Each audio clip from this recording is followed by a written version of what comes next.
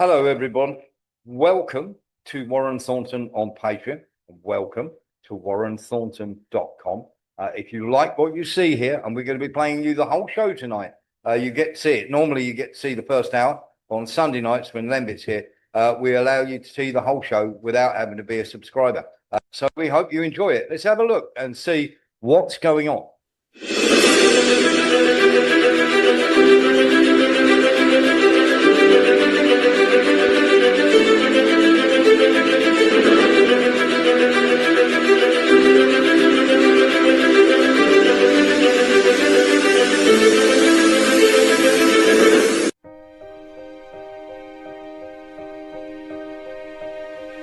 Warren Thornton on Patreon.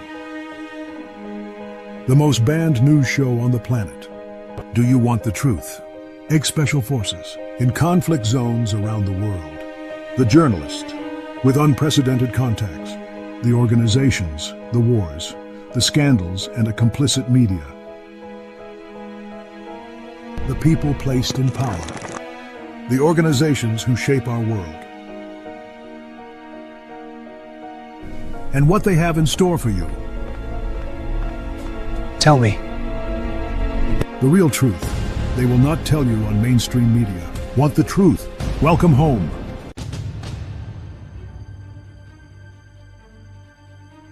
On tonight's show, live and interactive 7 p.m. BST. Lembit Opik, former MP and unprecedented host. Western overthrow disaster in Mali. Mayon volcano in the Philippines, eruptions intensify.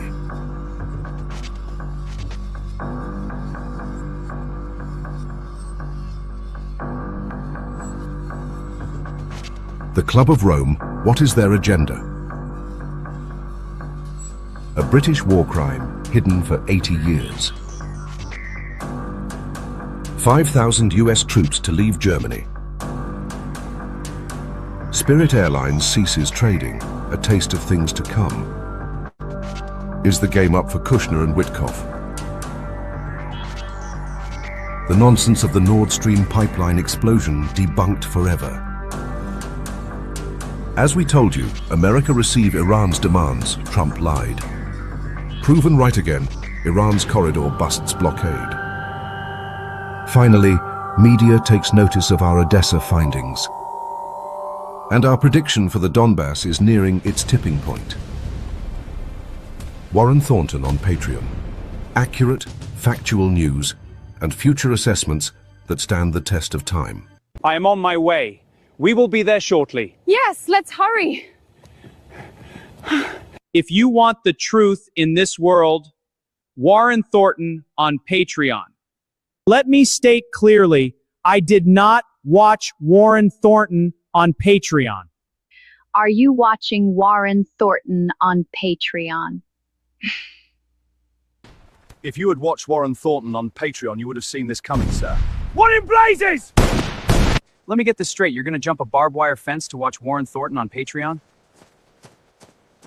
Warren Thornton on Patreon starts at 6 p.m. tonight.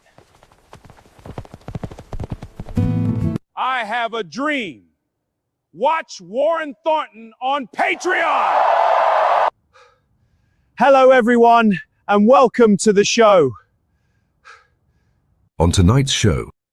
There we go. Thank you very much for watching. Absolutely brilliant to have you with us. We will have the company of Lembit Opik with us very, very shortly. I'm sure he's only a few minutes away. As usual, Lembit normally is popping in the odd minute or so after the start. So very simply, let's get into the start of this. And of course, we're going to start with something very close to my place. And it is, and welcome to Harry J as well. If you are new to the show, Harry, just click on the raise hand, and that will, of course, allow you to have an opinion or to ask any questions or to even indeed to give your opinion on anything. Let's have a little look at this. Toy Story.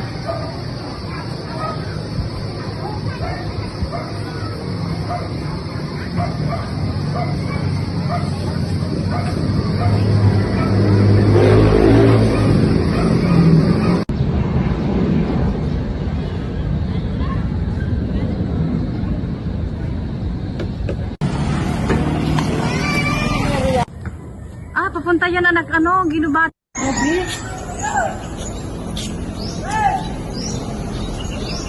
Ashful.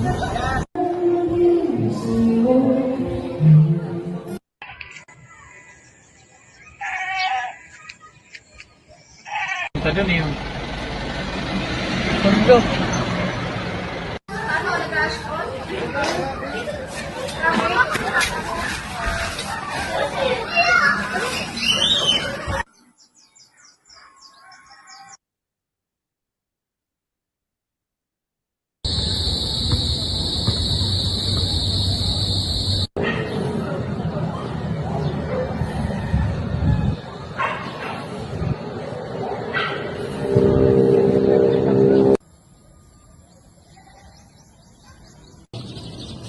Wow. Sumabog yung bulkan. Grabe. Oh.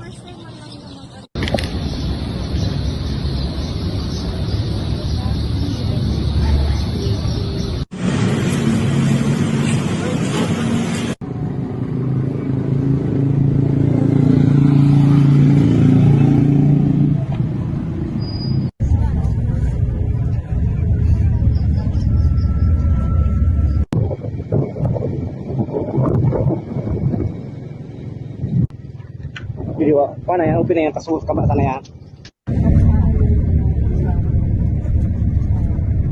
Bawas na.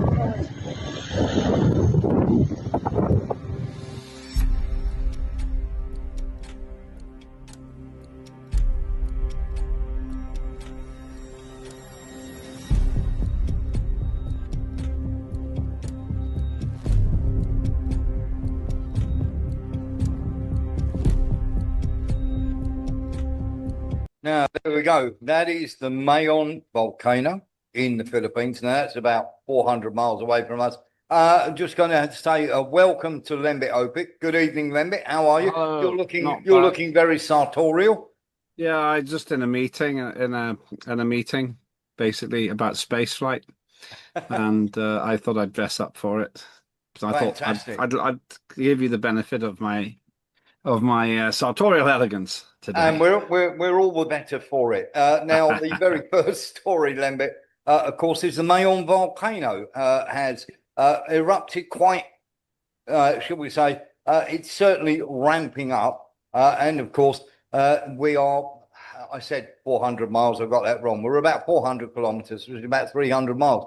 But when Pinatubo went up, the ash from Pinatubo fell all over the island. So yes, we've got a few problems here, and these quakes are intensifying. Now, Mayon is a very active volcano, but the whole of the Ring of Fire is getting very, very active, Lembit, and we've seen a sharp uptick in not only the amount of volcanoes that are erupting, but also the intensity. I think there might be a big one around the corner, and we'll get to Sean Murphy after Lembit.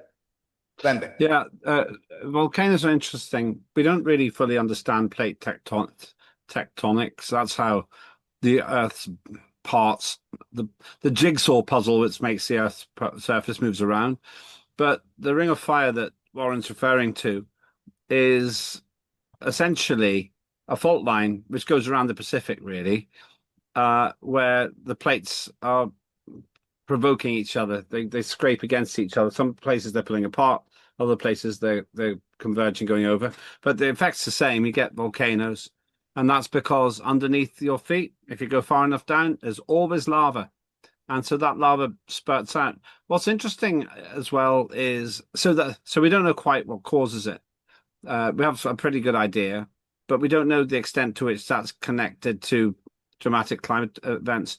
One interesting thing is that cosmic rays, believe it or not, could also cause earthquakes and volcanoes, because cosmic rays are very energetic, and there are times when there's more cosmic ray activity for reasons I won't go into, and there could be a space connection to this as well. We don't really know.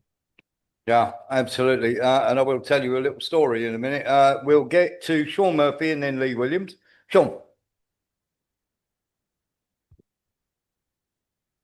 Murphy? Sorry, I'm trying to switch there my mic on. Yeah, I was looking at the map. It's not far from Leg Legazpi City, is it? No, no, not far at all. Not far at all. And it is actually the whole of that island. It's not actually an island. It is connected to the main your islands. Yeah, yeah, we're sort of one of the big islands. We're on an island right in the middle of that land. So if you Yeah, I look know at where you are. Yeah, yeah, if you look at Manila, we're surrounded completely by a lake on all sides. It's a 2 hour boat ride to get to anywhere near the mainland. As yeah. I say, I know and we I know exactly where you are. But yeah, it's a fair old distance. You just got to hope the it's a northwesterly wind, really, haven't you? yeah, and at the moment it's southwesterly. The so let's get into Lee Williams very quickly. Only a quick one. What's the name of the area that's actually been affected? Luzon, Luzon. Okay, thank you. Luzon. That is very exactly the same as Manila. Yeah.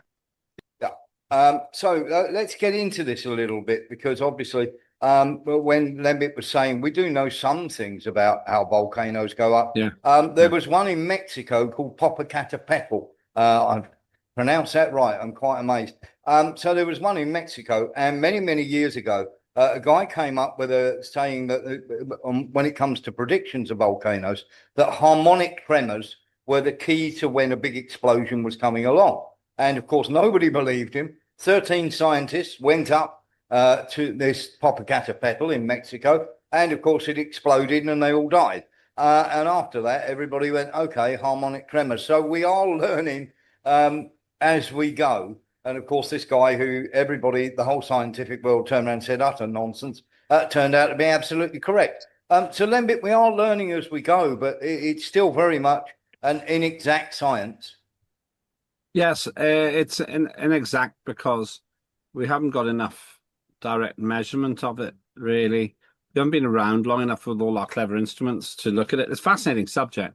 Volcanology is fascinating. Mount St. Helens, which went up decades ago, it's a good example of it, where a lot of the mountainside was destroyed. A lot of people died actually at the time as well, because it was fast-flowing lava. All different kinds of lava. But it does seem to be cyclical. There are some arguments to say that, as well as the great big asteroid that wiped out the dinosaurs, volcanic activity was high at the time as well. Roughly speaking, it's hard to know exactly, but and also there's a certain amount of politics in it. But volcanoes erupt hundreds of millions of emit hundreds of millions of tons of carbon dioxide every year, maybe 0.3 billion, something like that. So they're not the biggest emitters, but they kick it very high up, and they kick water vapor high up into the atmosphere if they explode underwater. And there's plenty of evidence to suggest that volcanoes, and even individual ones like Konga Tonga, would actually affect the climate briefly. It's a fascinating area. And the whole thing about plate tectonics is interesting. Millions and millions of years ago, we didn't have the way the world is now. There was just one great big continent called Pangaea, Pangea, and that had an impact on climate too. Fascinating thing, really is, and not one I'm that expert on, I have to say. What we'll do, because obviously, as you know, part and parcel of when I was a youngster, I spent a lot of time on board a boat with people who not only were volcanologists, but were studying tsunamis wherever they'd hit. And of course, many of those tsunamis came through either volcanic eruptions or, of course, underwater landslides and many other things. So we will do a show, and if Lembit's interested in that, we'll do a Sunday night show where we actually do earthquakes and tsunamis, and we'll go through various things, eruptions and everything else, because most people are fascinated by the subject. So we will have a show on it at some stage. Mark has joined us as well. And of course, we've got new people joining all the time, which is fantastic. If ever you want to talk, just click on the raise hand and we will sort that out for you so that you can ask a question or give your opinion. So let's get into a couple of things then. Let's have a look at this, Lembit.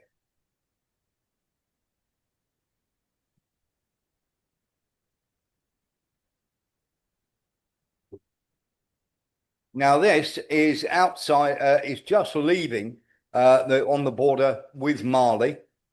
This is trucks just leaving, and this is being literally tracked all the way before being hit. Now this is Jainim, which are a branch of Al Qaeda, who have been part of the West and shall we say the Western backed forces, the rebel forces that have been trying to take over Mali, and of course the Russians are in there helping the Malians.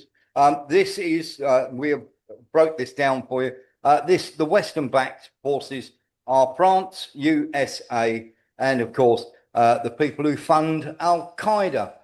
So of course, as we can say quite clearly, that France, the USA, and Israel are wrapped up in this. And the whole idea, of course, is to get a bit of control over the African continent, and Mali are fighting back with the aid of the Russians. And we're seeing these sort of struggles play out all around the globe, and somebody else who's been helping them, would you believe it or not, is the Ukrainians, because they've been finding lots of weapons that have gone to Ukraine have turned up in Mali. How strange that that should happen, Lembit.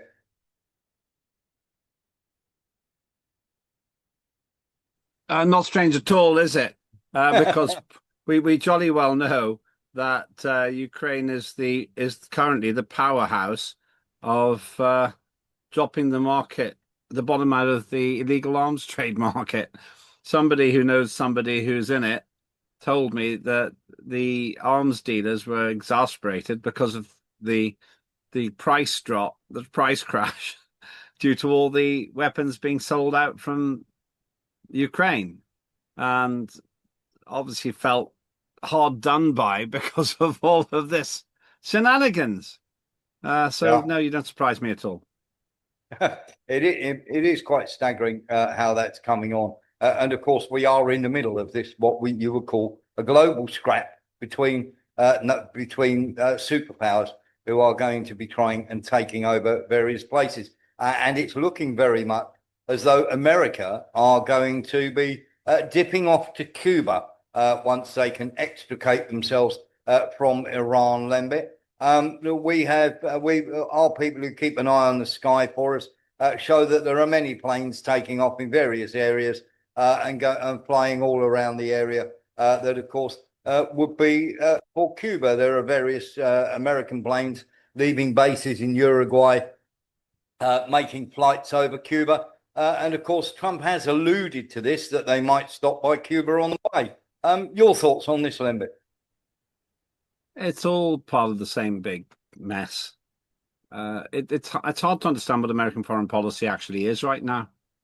Are they trying to rerun the Bay of Pigs? Is this a best of three with North Korea?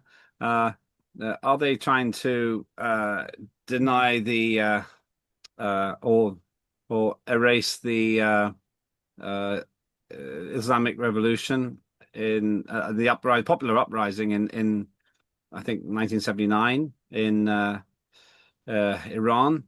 It's difficult to know, and it looks to me like the political situation has become tactical for America. They're making decisions on a case-by-case basis rather than having a bigger plan, and that's dangerous. Also, this situation with Iran, everybody can see that Iran has essentially survived. They've killed people, but they haven't killed their regime. They haven't killed the Islamic Revolutionary Guard folks. You can abolish them, so you can ban them if you want to. That doesn't abolish them. You can say that they're a terrorist group. Doesn't really hurt them very much. So this is the problem. I think there's a danger that power used to come from just having a superior fighting force. It's obvious in Ukraine that Ukraine is losing to the superior might and professionalism of Russia. But ironically, all the might in the world hasn't really helped America get to its end point in Iran. Yeah. In the same way that in North Vietnam, they survived with sticks and stones and tunnels, and the sheer bloody mindedness and resolve of the North Vietnamese, Viet Cong. It is quite staggering when you see with all the things that are coming up. Now, this is not to be confused when we're talking about the superpowers, of course, with the other global players that are in this, namely some of the secret societies. One of them being the Club of Rome. Now, you would have heard, of course, Lee Slaughter talk about this a heck of a lot. It was one of his very big bugbears. And the 1974 prototype of the Club of Rome had divided the world into 10 regional kingdoms, which of course replace all national boundaries when the New World Order is implemented. Now, this is the Club of Rome. This is, once again, it's one of these think tank groups where all these very shady, very powerful people get together. And on this map, they say Mexico is part 6, but it's being merged with North America under a NAFTA, which is the North American Free Trade Agreement. Now, we're not going to get too much into the Club of Rome here, but if you do want to know about the Club of Rome, what I'm going to do is I'm going to stick their teachings in the chat for you. So there's a Google Drive file there. If you want to know all about the Club of Rome, what it does and the shadowy elements to it and what its plans are, re the New World Order and re the World Economic Forum, click on that link, go and have a read for yourself. It is a published manifesto that they actually have for the way the world should be run.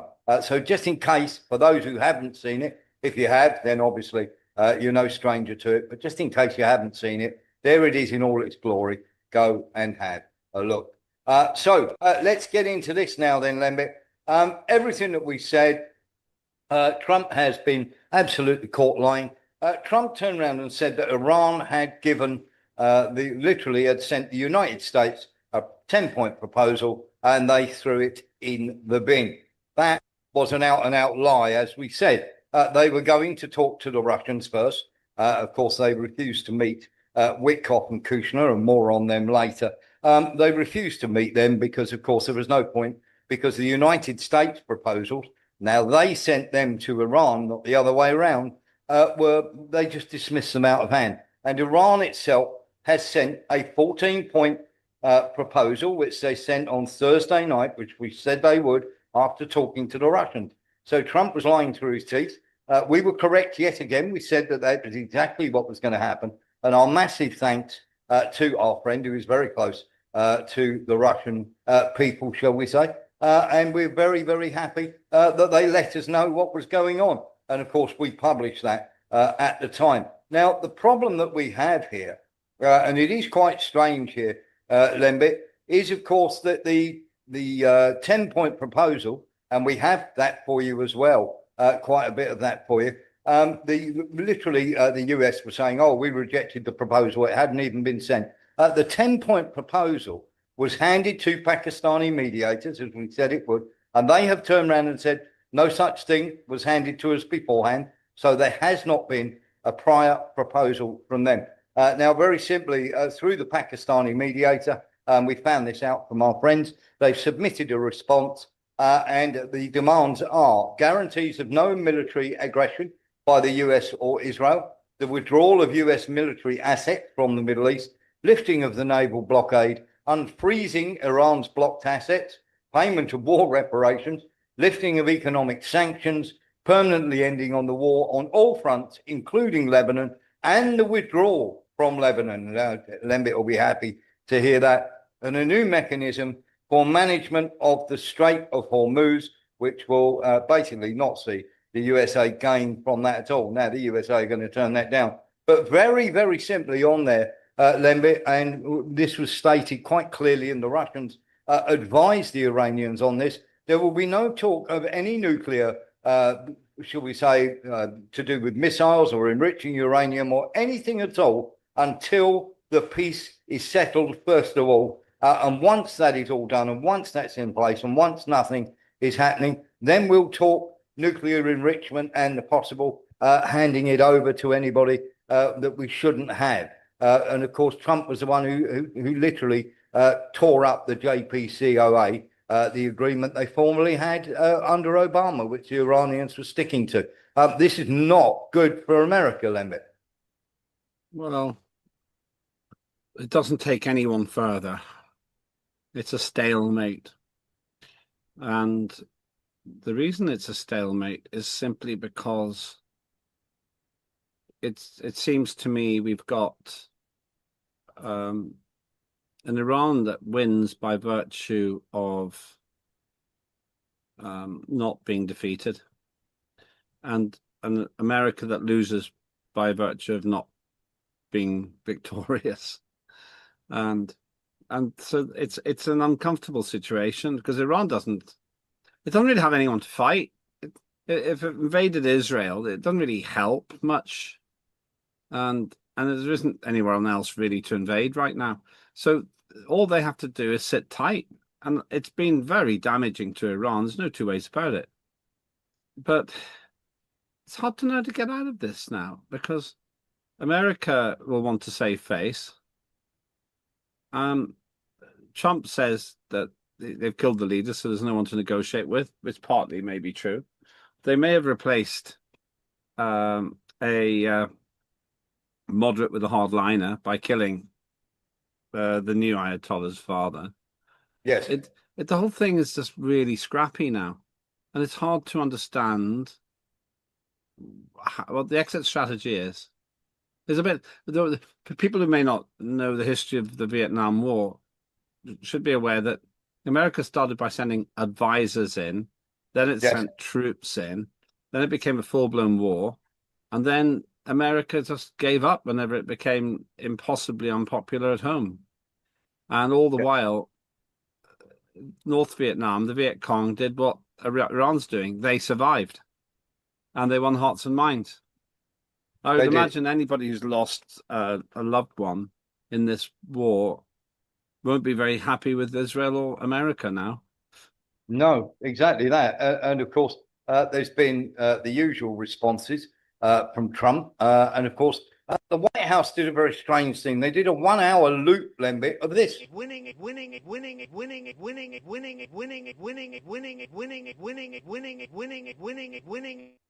Now that went on for an hour, and that was put out by the White House. It's not only smacks of desperation, but it's not going to beat the Lego chats, is it? It's tricky. Not quite sure.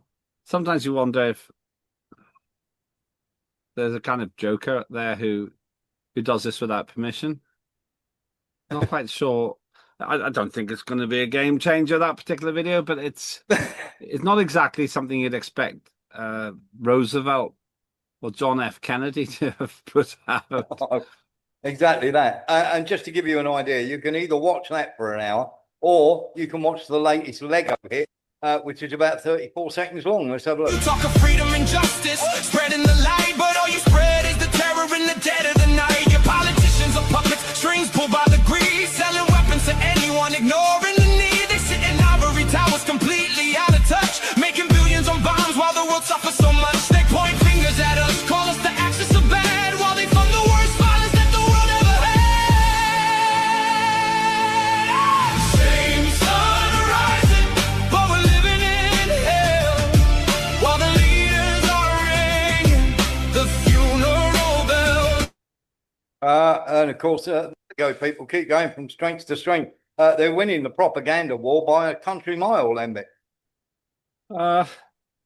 People don't like it when civilians get killed, whoever they are, whatever color they are, whatever creed they are.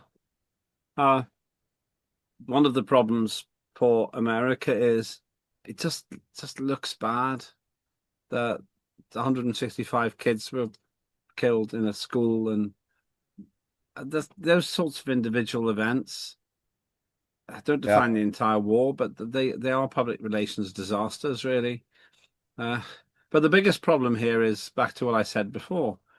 I don't say this with any venom, and I'm not trying to antagonize viewers, even those who are sympathetic to the military activity in Iran.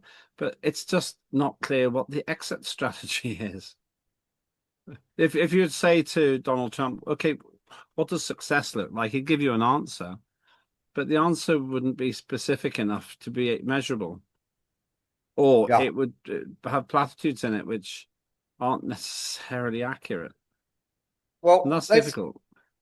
let's have a look then, because of course Trump is going to be announcing. Apparently, he's going to be having a chat, and Trump is making Eastern Standard Time 4 p.m. I think. I'll soon be reviewing the plan that Iran sent to us. Can't imagine it would be acceptable. But they've not yet paid a big enough price for what they've done to humanity. I mean, that's just complete nonsense. And of course, the Iranians have also sort of come out with various things. But we've also, as I say, that's Trump again. He's put it across all platforms just to try and emphasize his point, which is becoming a bit of a rambling at the moment. And Iran has said the USS is the only pirates in the world that possess aircraft carriers. Our ability to confront pirates is no less than our ability to sink warships. Prepare to face a graveyard of your carriers and forces, just as the wreckage of your aircraft that were left behind in Isfahan. That was the failed attempt, by the way, to try and get hold of shall we say, the enriched uranium. It keeps saying all sorts of weird things. It's not having any impression at all on the Iranians, Lembit. Well, what more can they do except kill people? In which case those positions will be backfilled. It's not like Iran was caught by surprise. Yeah. They have had 4 decades to prepare for this, and stoically they have. I'm not taking a side in my commentary here. I'm saying that you have to be pretty uninformed about Iran to be surprised that Iran is being resilient, and Iran is being resilient. It's also wrong to believe that all 90 million people in Iran are against the regime. If they were, then the regime, or the current administration, to be precise, I'm using American language there, but the current administration wouldn't be there anymore. But the only solution here is some kind of a negotiated one, and it's difficult. Everybody knows it's difficult. There's no two ways about it. But it just keeps going and dragging on because of the lack of an exit strategy. That is really the problem. Yeah, and quite worrying, isn't it? I mean, what would you if you woke up tomorrow morning in the president's bed alone, and they said, "Mr. President Thornton, what are we going to do?" What would you do? Well, first of all, I wouldn't have gone and done that with Iran anyway. Too late. You wake up in this position tomorrow. If you want to get out of this, you start trying to make friends. So first of all, an absolutely terrible strategy is to push Russia and China closer together. If you really think that China and Russia are a problem, you have to get hold of Israel. If you can't do that, then you've got a real problem, because Israel have totally and utterly penetrated the American psyche, if you like, or the war. He's completely surrounded by warmongers. I think what you do is, the very first thing you do is you sack your entire cabinet and go, look, that was the advice they were giving me. If you are that sort of person, that was the advice they were giving me. And you get people like Marjorie Taylor Greene in, you get J.D. Vance, maybe keep. But Rubio's got to go. Susie Wiles got to go. She used to work for Netanyahu. Anybody that is Israel or military industrial complex, you need to get rid of. And very simply, you also need to open the Epstein files. That's what I'd do if I woke up as Trump in the morning. Let's hope you do. Very much along those lines. Send us a coded message. Yes, Afghanistan, banana stand. That comes from a film. If you say that, if Trump says that tomorrow, it means that it's you.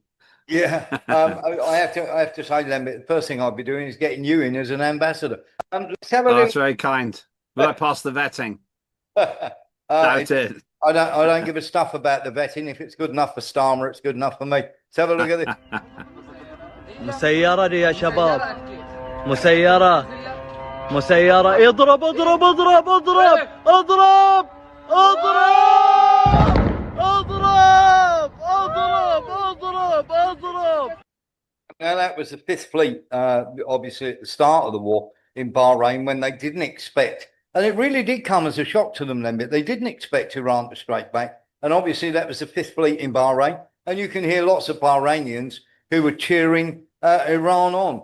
This has come as, I can't stress this enough. I was talking to a friend of ours who is quite close to the White House, and they are genuinely shocked that Iran have been able to respond in the way that they have.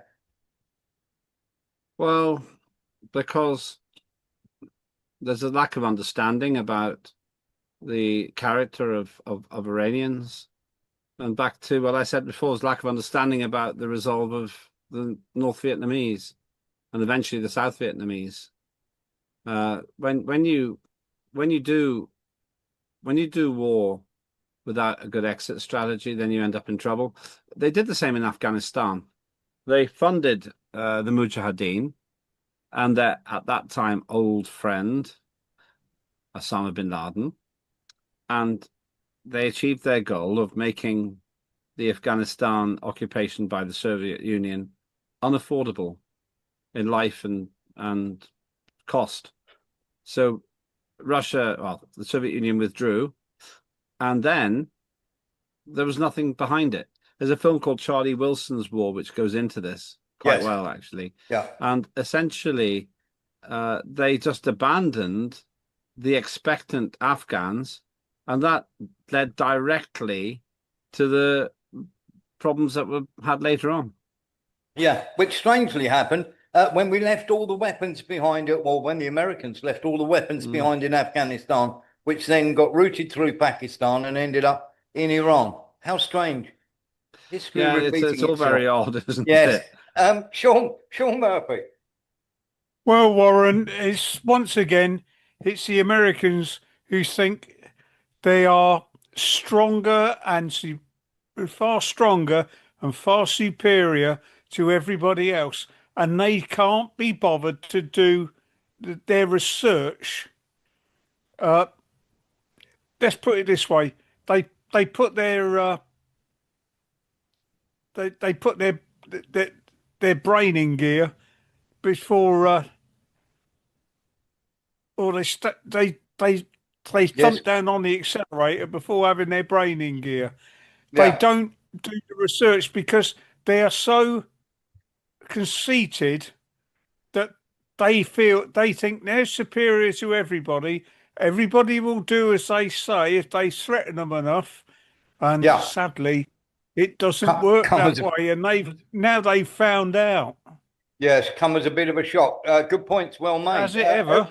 Let's exactly that, and we'll get into some of the financial and economic implications of that in a minute. Eric Jones. I think they do it on purpose to cause future chaos. Yes, me. Fair dues. That's fair enough. We do know that they do like destabilization in various countries that they don't control. So that's a fair shout. Let's get into it a little bit then. Well, let's do the shipping first of all. And there was no response. Turn your ship around. Evacuate your engine room immediately. And you see all these guys running out of there. Now, they're 5 miles away, and one shot into the engine room, blew up the engine room. The ship stopped. They used tugboats, and then we landed on top of it. On top of everything else, we then land on top of it, and we took over the ship. We took over the cargo, took over the oil. It's a very profitable business. Who would have thought we were doing that? We're like pirates. We're sort of like pirates. But we're not playing games because, you know, for 47 years, Iran has been pushing everybody around. They're the bully. Why are people clapping international piracy, Lembe? It's awkward because in that earlier clip you showed, the Lego one, Iran, whoever made it, was also saying that the Americans are like pirates. It's difficult because there's a question of legitimacy, and international opinion is quite important up to a point at least. It's not without cost to be treated in this way. This is the difficulty, and you can actually end up with a problem here, which is you end up looking like the bad guy. Whatever your initial intentions, you end up looking like the bad guy, and that's the issue. It's uncomfortable. It's an uncomfortable thing because America does need to have allies, and if you put the allies off, then it just begins to get icky, because people don't want to be seen associating with you in the end. Well, here's where we have a bit of a problem, and we're going to be talking about this because once again, we have been proved right. Now, there's going to be no straits for people who have taken part in the war. So the Straits of Hormuz in the new proposals, and we have this from our friend who's, shall we say, very close to this, seeing what this proposal is, and he's actually seen it with his own eyes. There is going to be no movement for people allowed through the Straits of Hormuz who have been party and parcel to helping Israel in this war. And on the other topic as well, because they're saying, oh, we're just like pirates, no problem whatsoever. Just to give you a quick update, not that one, obviously. We've got a major problem, of course, and that Kuwait, and we'll get into this a bit more in a minute, but Kuwait have literally zero tankers have left Kuwait in the last month to carry any oil. So that gives you a big heads up to start with. And the nonsense about them stopping every tanker is complete nonsense. Now, remember, we talked about this the other day and we got into this. Now, the studies have shown over the last 48 hours that 31 ships have gone through the Straits of Hormuz, and the Americans have managed to turn back 5, and 2 they have boarded. So that's a total of 7. And of course, we know that they've only managed to stop, shall we say, 20% of the tankers in the first place. And of course, everything that we told you, if you remember, about the overland that was happening through Gwadar, that this is the port in Karachi, and we showed you the overland routes that they're now using, Pakistan and of course Pakistan and various other countries, including Iran, are using to ship everything around. So of course, the blockade is having absolutely very little effect whatsoever in this war. It is quite incredible that they are pushing this nonsense, because it is not going to keep going. And of course, America's stance on this changes every 5 minutes. And of course, we get all sorts. There is, of course, this nonsense as well from the Straits of Hormuz. Let's lighten the mood a little. According to Fox News and Jesse Waters and many others, they are strapping bombs to dolphins, Lembit, and sinking ships. Are they really? Yes. I feel bad for the dolphins, I have to say. Danny the dolphin, Oliver the orca, they're all at it. I just feel sorry for the animals who are just doing something trusting with humans. It's not their war. I don't know. It's difficult to know what to believe anymore. It is of course complete nonsense. I just don't really know what's true and what isn't, if I'm honest about it. And bringing wildlife into human conflict never makes me happy. Yeah, I was joking, Lembit. They've actually put that out as a story. It's just I know. But I'm thinking about. Let me say though, there is quite clearly. No, I understand that. I'm not sure how you train dolphins to find ships and blow them up. I mean, if you think about it for a minute, it wouldn't be the smartest. It wouldn't be the smartest way of doing it anyway. Because the dolphin might just decide to catch a sardine or something instead of going to the boat. Exactly that. Whereas Solder launched RPGs from jet skis would probably be a little bit more effective. Kevin says he weeps for Flipper. I've got to say, when they go Free Will, where's Willie or Free Willie? Well, he's over there, and a bit of him's over there, and a bit of him's over there. It is, of course, complete nonsense. And this is America clutching at straws once again. And the reason they're sort of clutching at straws here is they don't have a way out. Now, what the Straits of Hormuz do have is a ton of fast boats.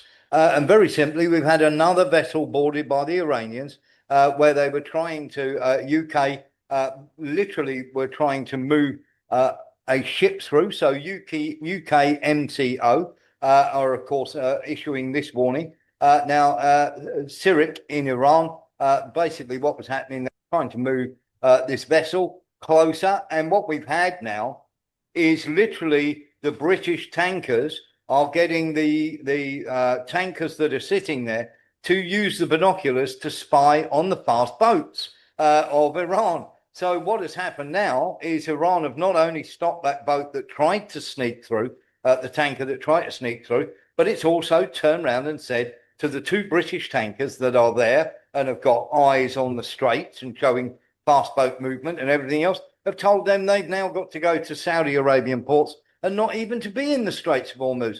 So every time the British do something stupid like this, and it is quite often the British tankers, we've had 5 hold already, and Lloyd's of London has told us that, of course, the stoppage percentage of the Americans is only running at 21% of tankers that are coming through, because they're either now sending it overland or they're sailing so close to the coast of Pakistan it'll be an international incident. And of course, the British ships now are being moved out of the strait without being able to unload, and they're being moved over to Saudi Arabia, Lembit, because they've literally got the binoculars on, and they've been using radio frequencies to give away the positions of Iran's fast boats. So they've just made them move the tankers. They've given them 48 hours to do so, or they're going to sink them.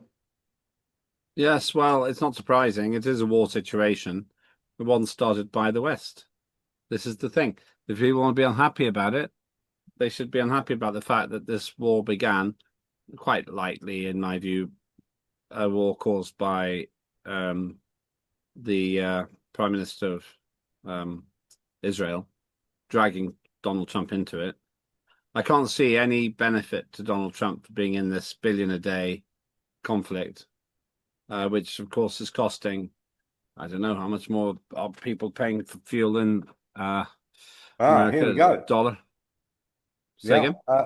Let's show you. $4.39 a gallon on average. Okay, and how much was it before? About $2.80? Yes, yes. So they're paying Brent $1.5. 120 a barrel, which is almost double. Yeah, okay. So I'm just thinking, I don't know how much, if on average an American buys 10 gallons a week. I don't know if that's realistic. 10 gallons a week, that's $1.5, so $15.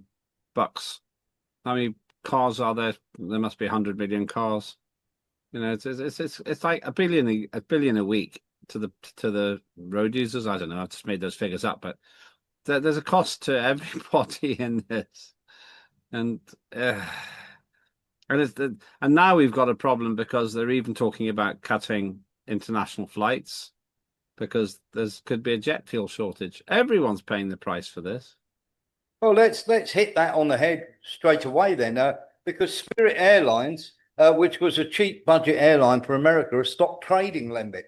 They're literally no longer going to be providing these air flights. So we've got a problem already, haven't we? Yeah, it is. It's collapsed because they were operating at low prices, and it seems to me that they just couldn't change. They couldn't change from the business model they had to something that could work, for the simple reason that they just basically started making a loss on every flight. That's what I think happened. So they've gone down. And this could happen to other budget airlines too. Goodness knows what it's doing to Ryanair and EasyJet's economics. Yeah, absolutely. That let's get into some of this then, because of course, when we're talking about this, the Straits of Hormuz, it's almost as though nobody knows what's going. And of course, this is on the Iran-Pakistan border. Have a look at this, Lambert.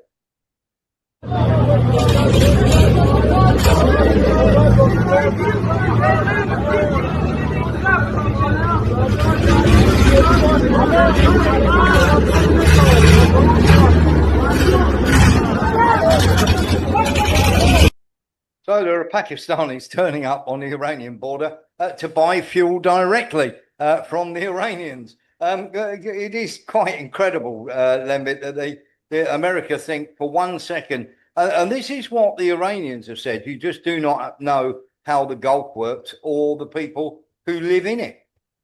Well, that's a shocking picture, the one you just showed there. It's it's extraordinary. You wonder where they're going exactly, and assuming that's an accurate thing. Yes, it, it's a shocking situation because what you've got there is a whole bunch of people who have no real interest in the geopolitics of it, but want to get cheap petrol. And it just shows what happens when you start monkeying with the market. Sanctions monkey with the market, so people find a way around it. That's all that's going on there. Exactly that. And while you're talking about sanctions, Lembit, I'm glad you brought that up. China have just directly challenged it now. Literally, China have said this. Have a little look at this. China orders companies in the country not to comply with US sanctions on 5 domestic refiners linked to the Iranian oil trade in a defiant mood aimed at softening the impact of penalties. And once again, this is sanctions and bullying and attacking and everything else. And China are turning around and saying, well, we're not going to do that. What we're going to do is we're going to lift all sanctions for African nations. So there are no sanctions for African nations. And they've literally just challenged America by going, that's it, we're taking no notice of your sanctions whatsoever and advising companies that we'll do trade with you anyway. Yeah, fair enough. I get it. I understand. What do you expect? China is in a comparatively strong position because, well, they're huge. They're neighbors, and they're not really attackable. Yes. I was talking to somebody earlier on about microchips. The reason I'm dressed like this because I had a meeting about AI earlier on today, and I'm thinking, how do we know what's in these microchips that's come from China? It's quite possible that everything could be shut down in the flick of a switch. This is why I don't think there can be a war between America and China, because we'd be using Chinese-made weapons against China, essentially, I suspect. For a long, long time. Well done, technology. There's so much tech. I went to Taiwan one time. Very impressive. Absolutely amazing place. One time I went there, and they're not hating China. You can almost see it from the coast. And there's massive trade between Taiwan and China. In fact, we flew there via China, I think. Yeah. So absolutely. So really, every way you look at it, the West is losing authority. I've set up something called the World Conservative Forum with the precise mission of trying to stop the rusting away of Western values, and with the express intent of at least maintaining parity of esteem with BRICS, which is the ascendant empire at the moment. Yeah, absolutely. And as I said, there's confirmation that China have literally zero tariffs on imports from 53 African countries. So that gives you a heads up. As you know, everybody's going to be friends with China. It's as simple as that. And nobody's friends with America who are bullying people left, right, and centre. Now we are going to lighten the mood a little. This is the Straits of Hormuz for dummies, by the way. I'm sure you don't need a map to be able to find your way there. But there we are, just in case you've no idea where the Straits of Hormuz is. This lady went and put on a set of spray-on leggings so you could track exactly where they were. So just in case you didn't know where the Straits of Hormuz is, you do now. We'll leave that behind because we've got other things to talk about here as well. And one last thing while we're on the subject of Iran. The people that are accompanying the Iranian national football team, Lembit, are being told they are terrorists and therefore they can't enter the country. And FIFA are pushing back on America and saying, if you bar the people who are looking after the Iranians, because Alexis says he loves the map, if you are looking back for people to go and do this, that, and the other, shall we say, for Iranians to go and protect their team, because they are worried that, of course, America will do, as I say, this, that, and the other, and try and get them to defect. FIFA have now pushed back, saying if you don't allow the Iranian people in and give them visas, you will lose your right to host the World Cup for many years to come, Lembit.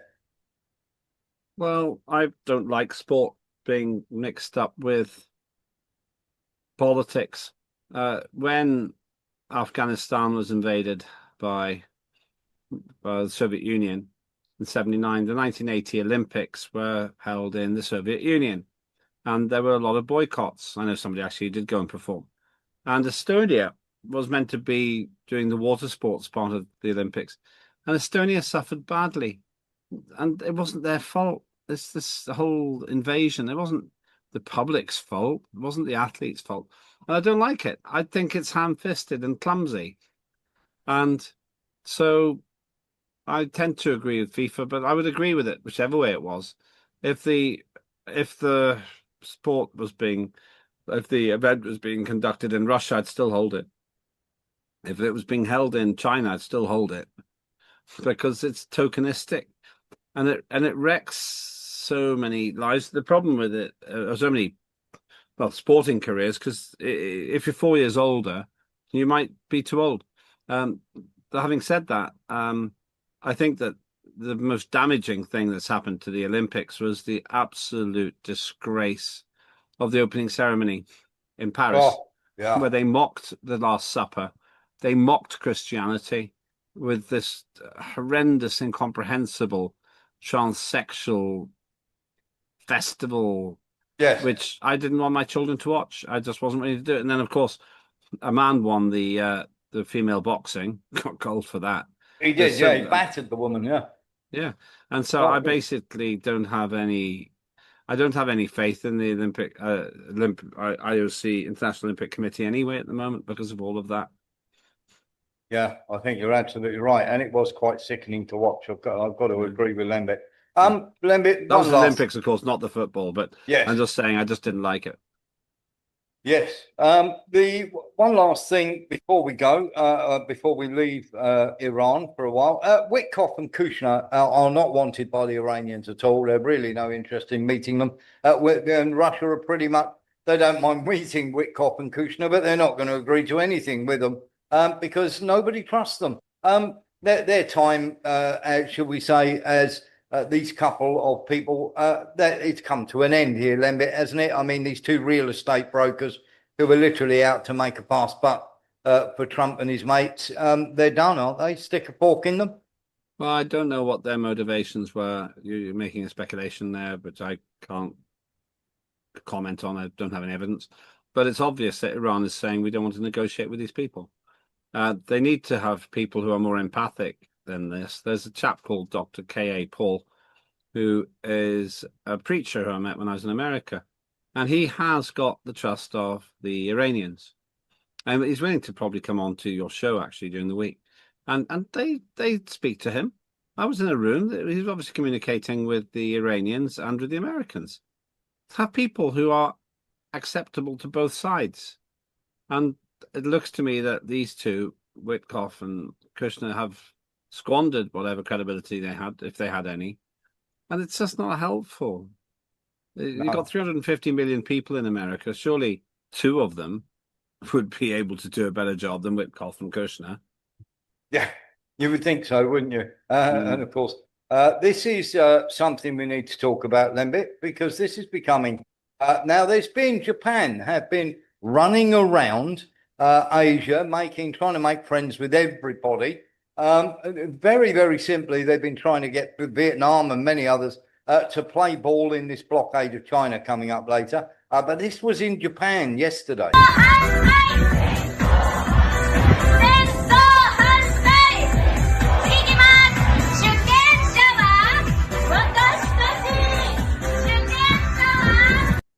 Now, as I call her, the Premier of Japan, old Takechi's castle, she's in a bit of bother because her friendship with America there, that is a protest already, which saw 500,000 people attend. They are not happy about the way it is going, Japan's placement of missiles on islands pointing at Taiwan on behalf of America, Lembit.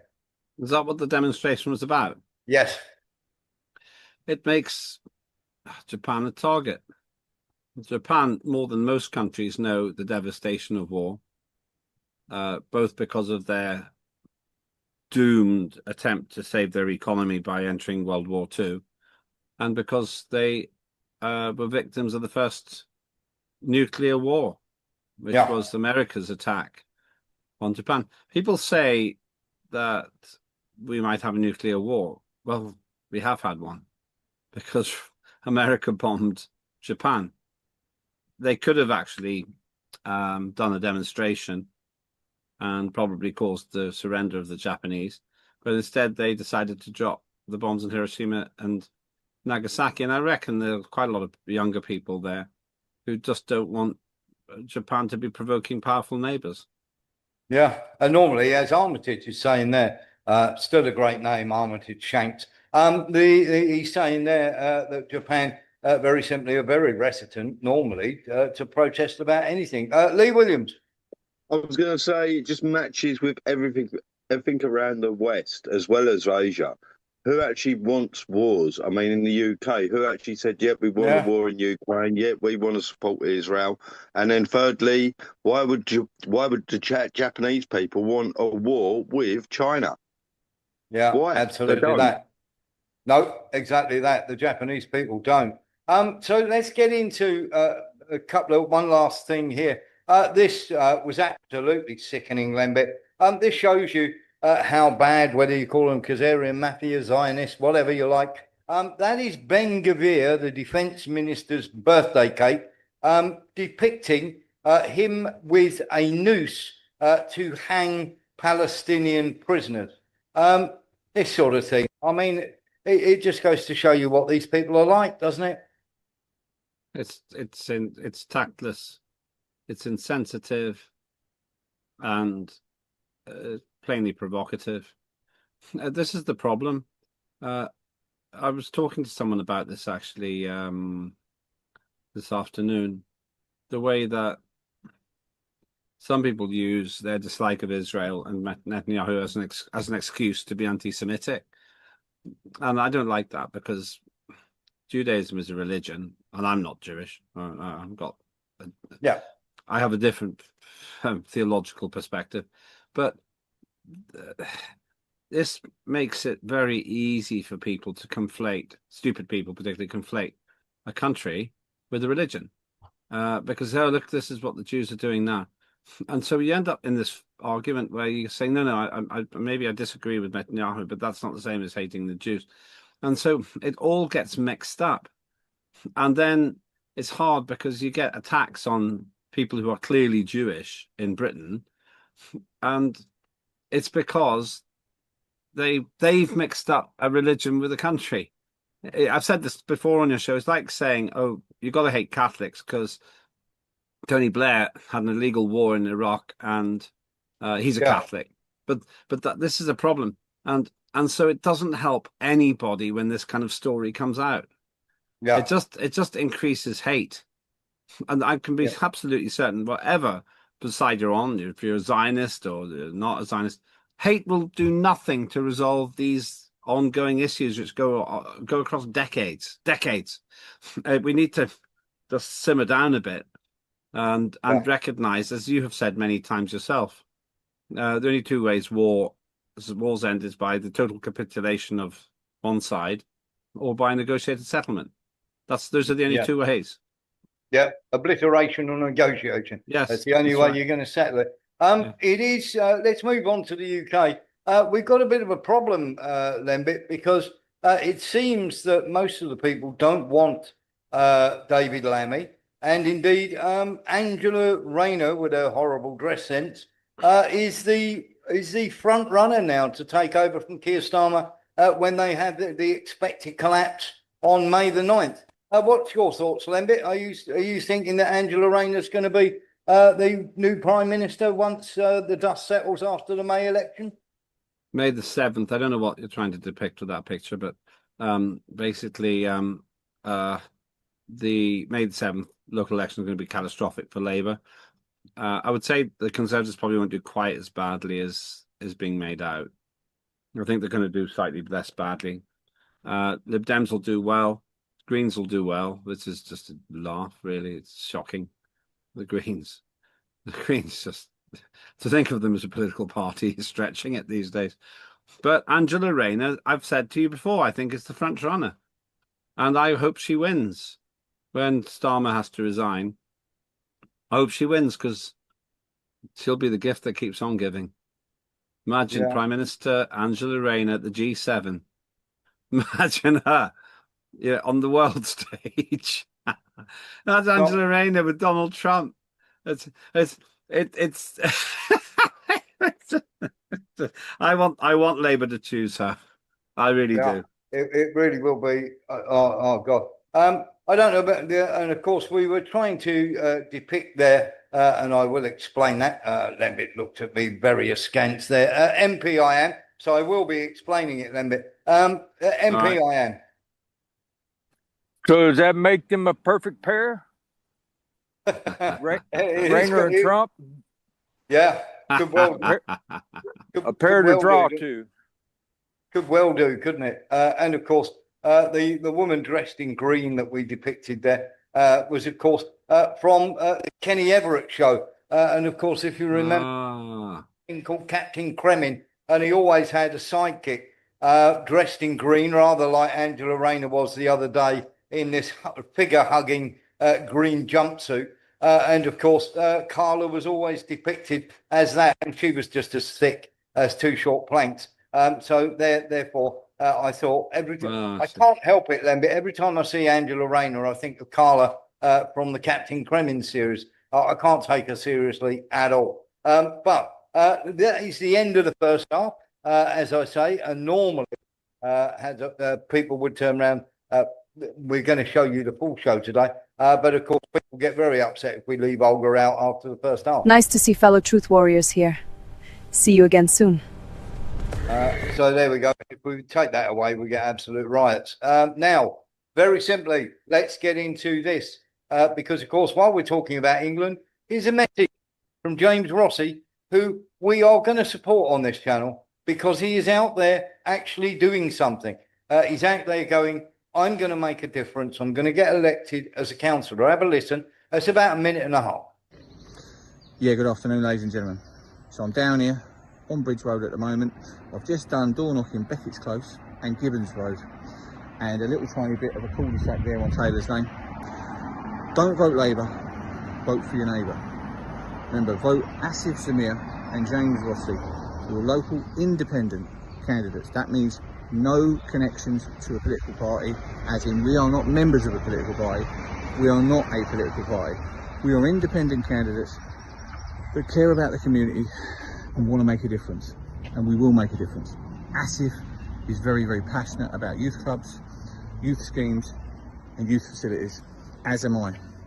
We also want to try and force the council to do potholes, pavements, parks, green spaces, and if possible, we'd like to get the council to take responsibility and do the bins.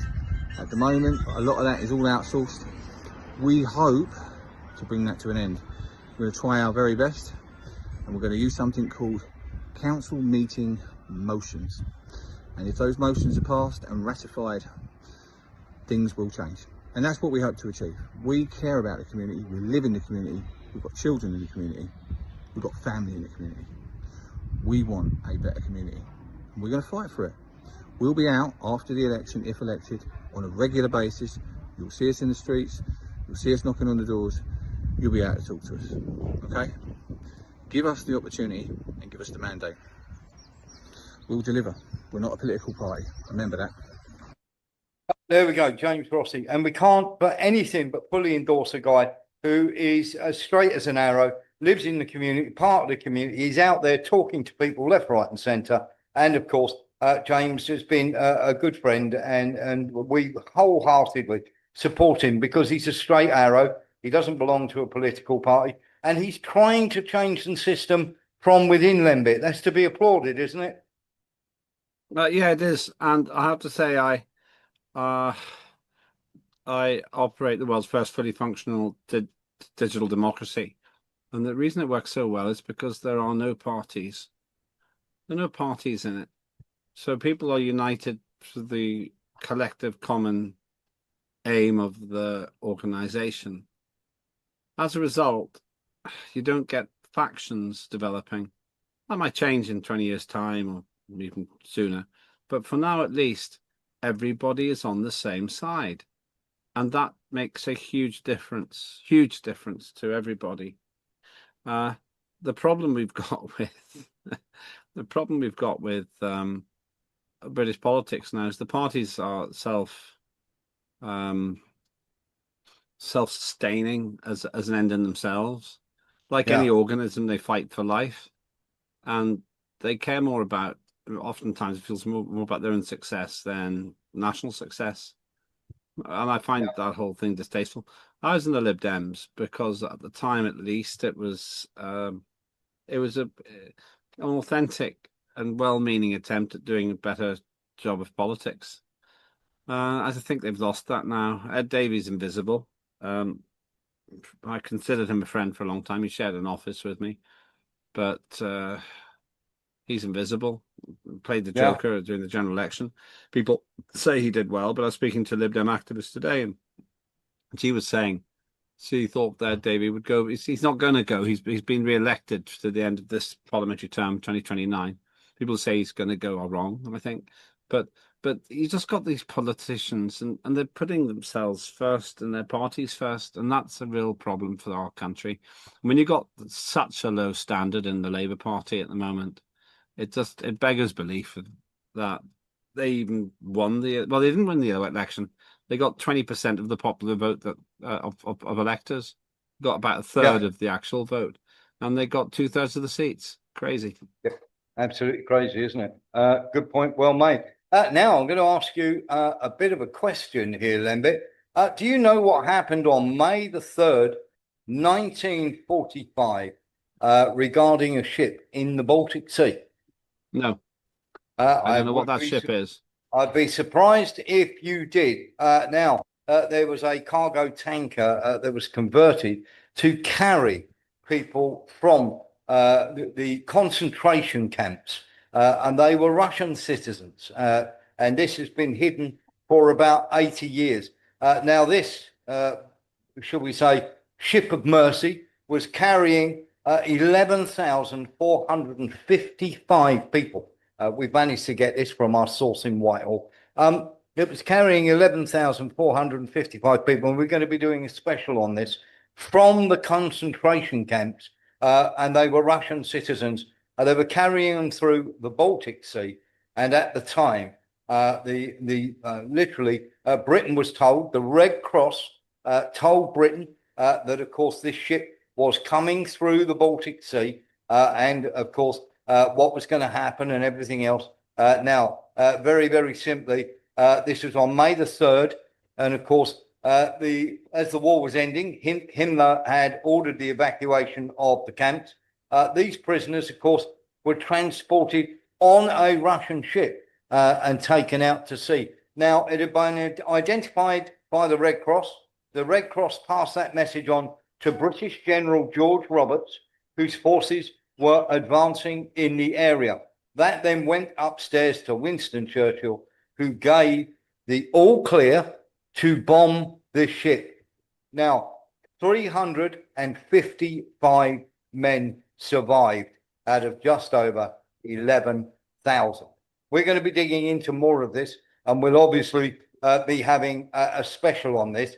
But I just wanted you to know that that had taken place, and we will be talking about this. Robert. There were dreadful things done certainly by Britain, because Alec Douglas Hume, the Prime Minister, his brother William Douglas Hume, he was an officer in the Guards, and he had seen the bombing of Caen in Normandy when the Germans had already left. But the Allies still ordered the destruction by bombing. And he was then directed, his unit went up to the attack on Le Havre. And the commander, the German commander of Le Havre, asked for a day respite to allow the population to leave. He was refused. About 4,000 civilians were killed. And William Douglas Hume, he served 2 years in prison And the British government, well, Westminster has got blood dripping from every keyhole. Thank you very much for that, Robert. And of course, we will be doing a full program on this because, of course, should we say, there's been a lot of these things that go on. And of course, many people will remember this. Now, we're going to show this now. It's gone past the hour. This is a quick reminder of what happened in Ukraine, in Odessa.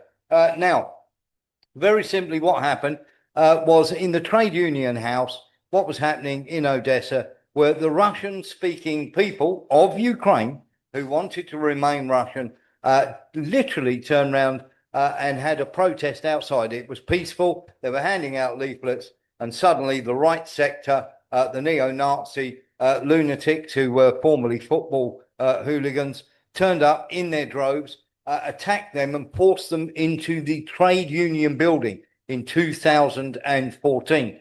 They then petrol bombed the people inside, and they had people on the roof dropping petrol bombs onto the top of anybody climbing out of the windows. 50 odd people died. Nobody has ever gone to jail for this. And we're going to be speaking about Odessa in a minute.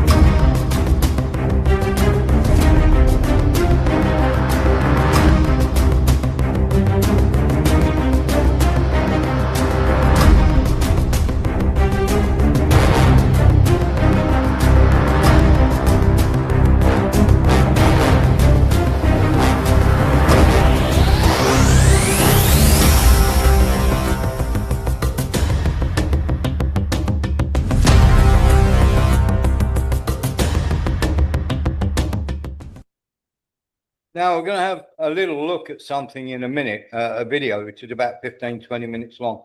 And it's going to be talking about something that we have said for ages and ages that is going to happen here. And we're going to get into the depths of that. But if you remember, we've been saying for ages and ages and ages that there is no way that Russia are going to allow the Ukrainians to have a seacoast. And that means no Odessa. And we have said over and over again that they will take the 9 oblasts. And of course, the Russians have been talking about this as well. Finally, after all this time of banging away at this and saying there is going to be no peace in Ukraine until Ukraine not only they have Crimea, but they have these 4 oblasts, Kharkiv, Dnipropetrovsk, Mykolaiv, and Odessa. That there's no way they're going to allow them to have a seacoast. And of course, we are going to show you a video now, and then we're going to get Lembit to comment on it. It's about 16, 17 minutes long. But finally, people have caught up with everything that we've been saying because of what happened in Odessa, because they want to be because they want to be Russian. 92% of the people there want to be Russian. There was no way that they were going to let those people down because Putin would be in all sorts of trouble if he did so. So Odessa is going to be part of Russia. And this will, whether it's negotiated or they take it over. And we'll get into the military aspect of that after we've watched this and after we've heard from Lembit. Over the last few hours, the Russian leadership, the foreign ministry, have been placing heavy emphasis on an event that took place 12 years ago, shortly after the Maidan change of power in Ukraine, the Maidan coup, as the Russians always now speak about it. And by the way, just to make it clear, in my opinion, it was also a coup. But anyway, an event that took place 12 years ago, shortly after those events, and that is the fire that took place in the trade union building in Odessa, when protesters against the new government or regime that had established itself in Kiev, in Odessa, basically withdrew into a trade union building in Odessa, which was then set on fire.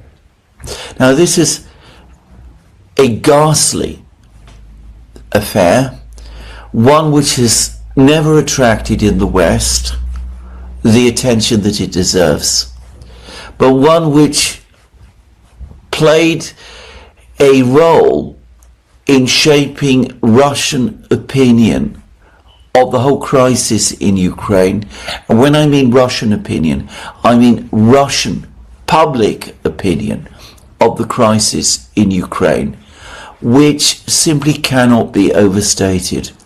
Firstly, this event took place in Odessa, a city of enormous emotional significance to the Russians, as a major historic city built by Catherine the Great, a city that has played a pivotal role in Russian culture and Russian history, a city which is considered a hero city because of the way it was defended and defended itself during the Second World War. That already would have ensured that an event in Odessa would have attracted a huge amount of attention across Russia. Another factor, I have no doubt, is the fact that this incident took place between two critically important holidays. The 1st of May, which continues to be celebrated as a holiday in Russia, and the 9th of May, which is the day when the Russians celebrate their country's victory over Germany in the Second World War. And of course, not just victory over Germany, the country, but over the ideology that Germany had adopted during the Second World War, and which because of the sensitivities on this platform, I have to be very careful in talking about.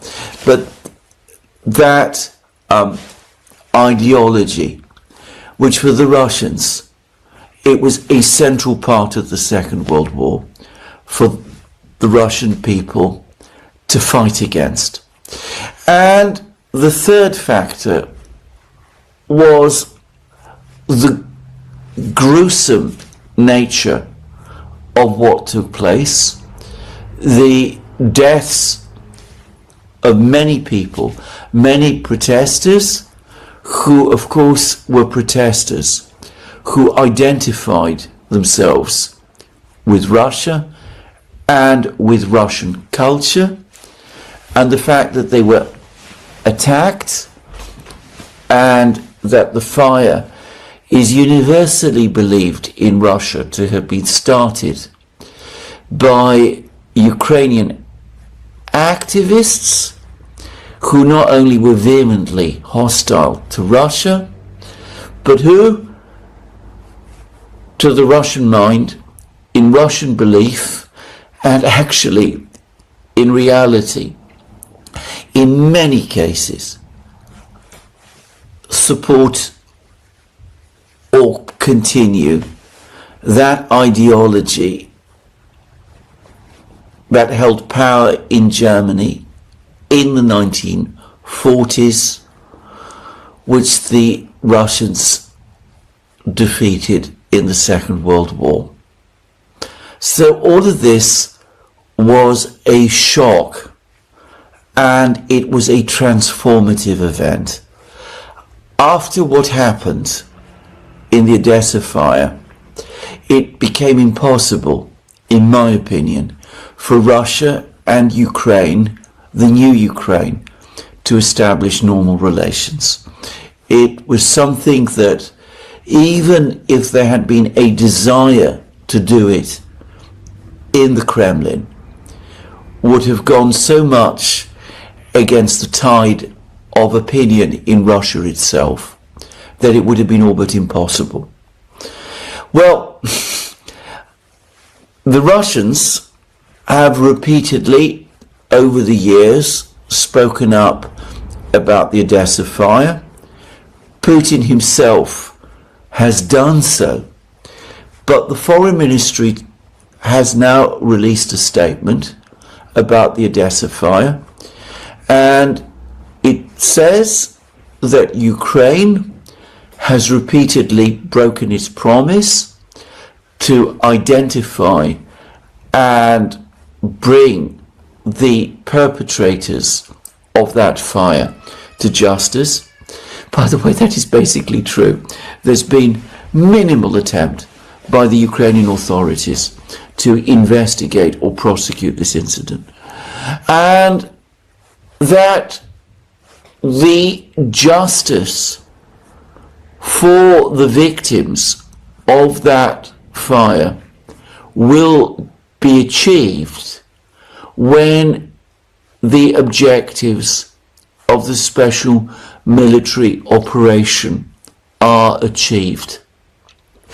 Now that, it seems to me, is an exceptionally important statement, because what it effectively says is that an event that took place in Odessa will only be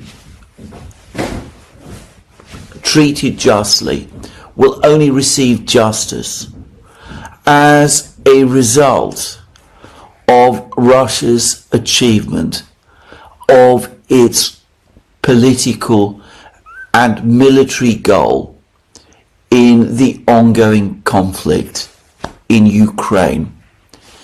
In other words, the goal of the the special military operation now extends to bringing to justice an event, those responsible for an event that took place in Odessa itself. It's the first occasion I am aware of where the Russians, the Foreign Ministry, an institution of the Russian state, has linked directly the special military operation with Odessa. Now, back in the late autumn, early winter of last year, I pointed out that an unusual event took place, consequent upon a meeting that took place between Putin and the military commanders involved in the special military operation. Putin met with them in St. Petersburg. He took them to the Peter and Paul fortress. He brought them before the tombs of Peter the Great and Catherine the Great. Catherine the Great was the founder of Odessa. It seemed to me, both from the briefing that Putin was given and from this really remarkable gesture which Putin gave, that Putin was clearly signaling that the special military operation would only be completed once Odessa itself had been brought in some way under Russian control. And on that, I noticed something further as well, which is that in a meeting with military officials, that the Russian commander of the Russian forces in the area of the special military operation undertook a meeting, a photograph of this meeting, the commander of course being General Gerasimov. Behind Gerasimov there was a map which showed all of southeastern Ukraine under Russian control, including Odessa itself. Well, it seems to me that these comments from the Russians, this highlighting of the event that took place in Odessa in 2014, in May 2014, gives a clear further clue about long-term Russian intentions.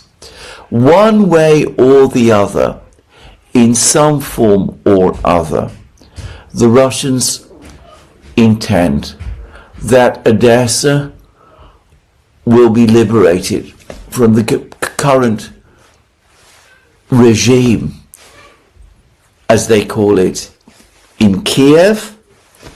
And personally, I have no doubt that the long-term objective is to reunite it, as the Russians would say, to the motherland. Now, that brings me to certain comments that the head of the Donetsk regional government, I should say the Russian-backed Donetsk regional government, Denis Pushilin, has also made. He has said that there is no possibility, no mechanism whereby the current government in Kiev can be ousted from power by any form of political process. He said that the government, the regime in Kiev, has entrenched itself. It has used its control of the SBU, the counterintelligence agency, which many say has evolved into a kind of secret police organization, to eliminate all of its opponents. Its opponents are either dead or in prison or in exile. That sustained protest to achieve its overthrow in today's Ukraine is impossible.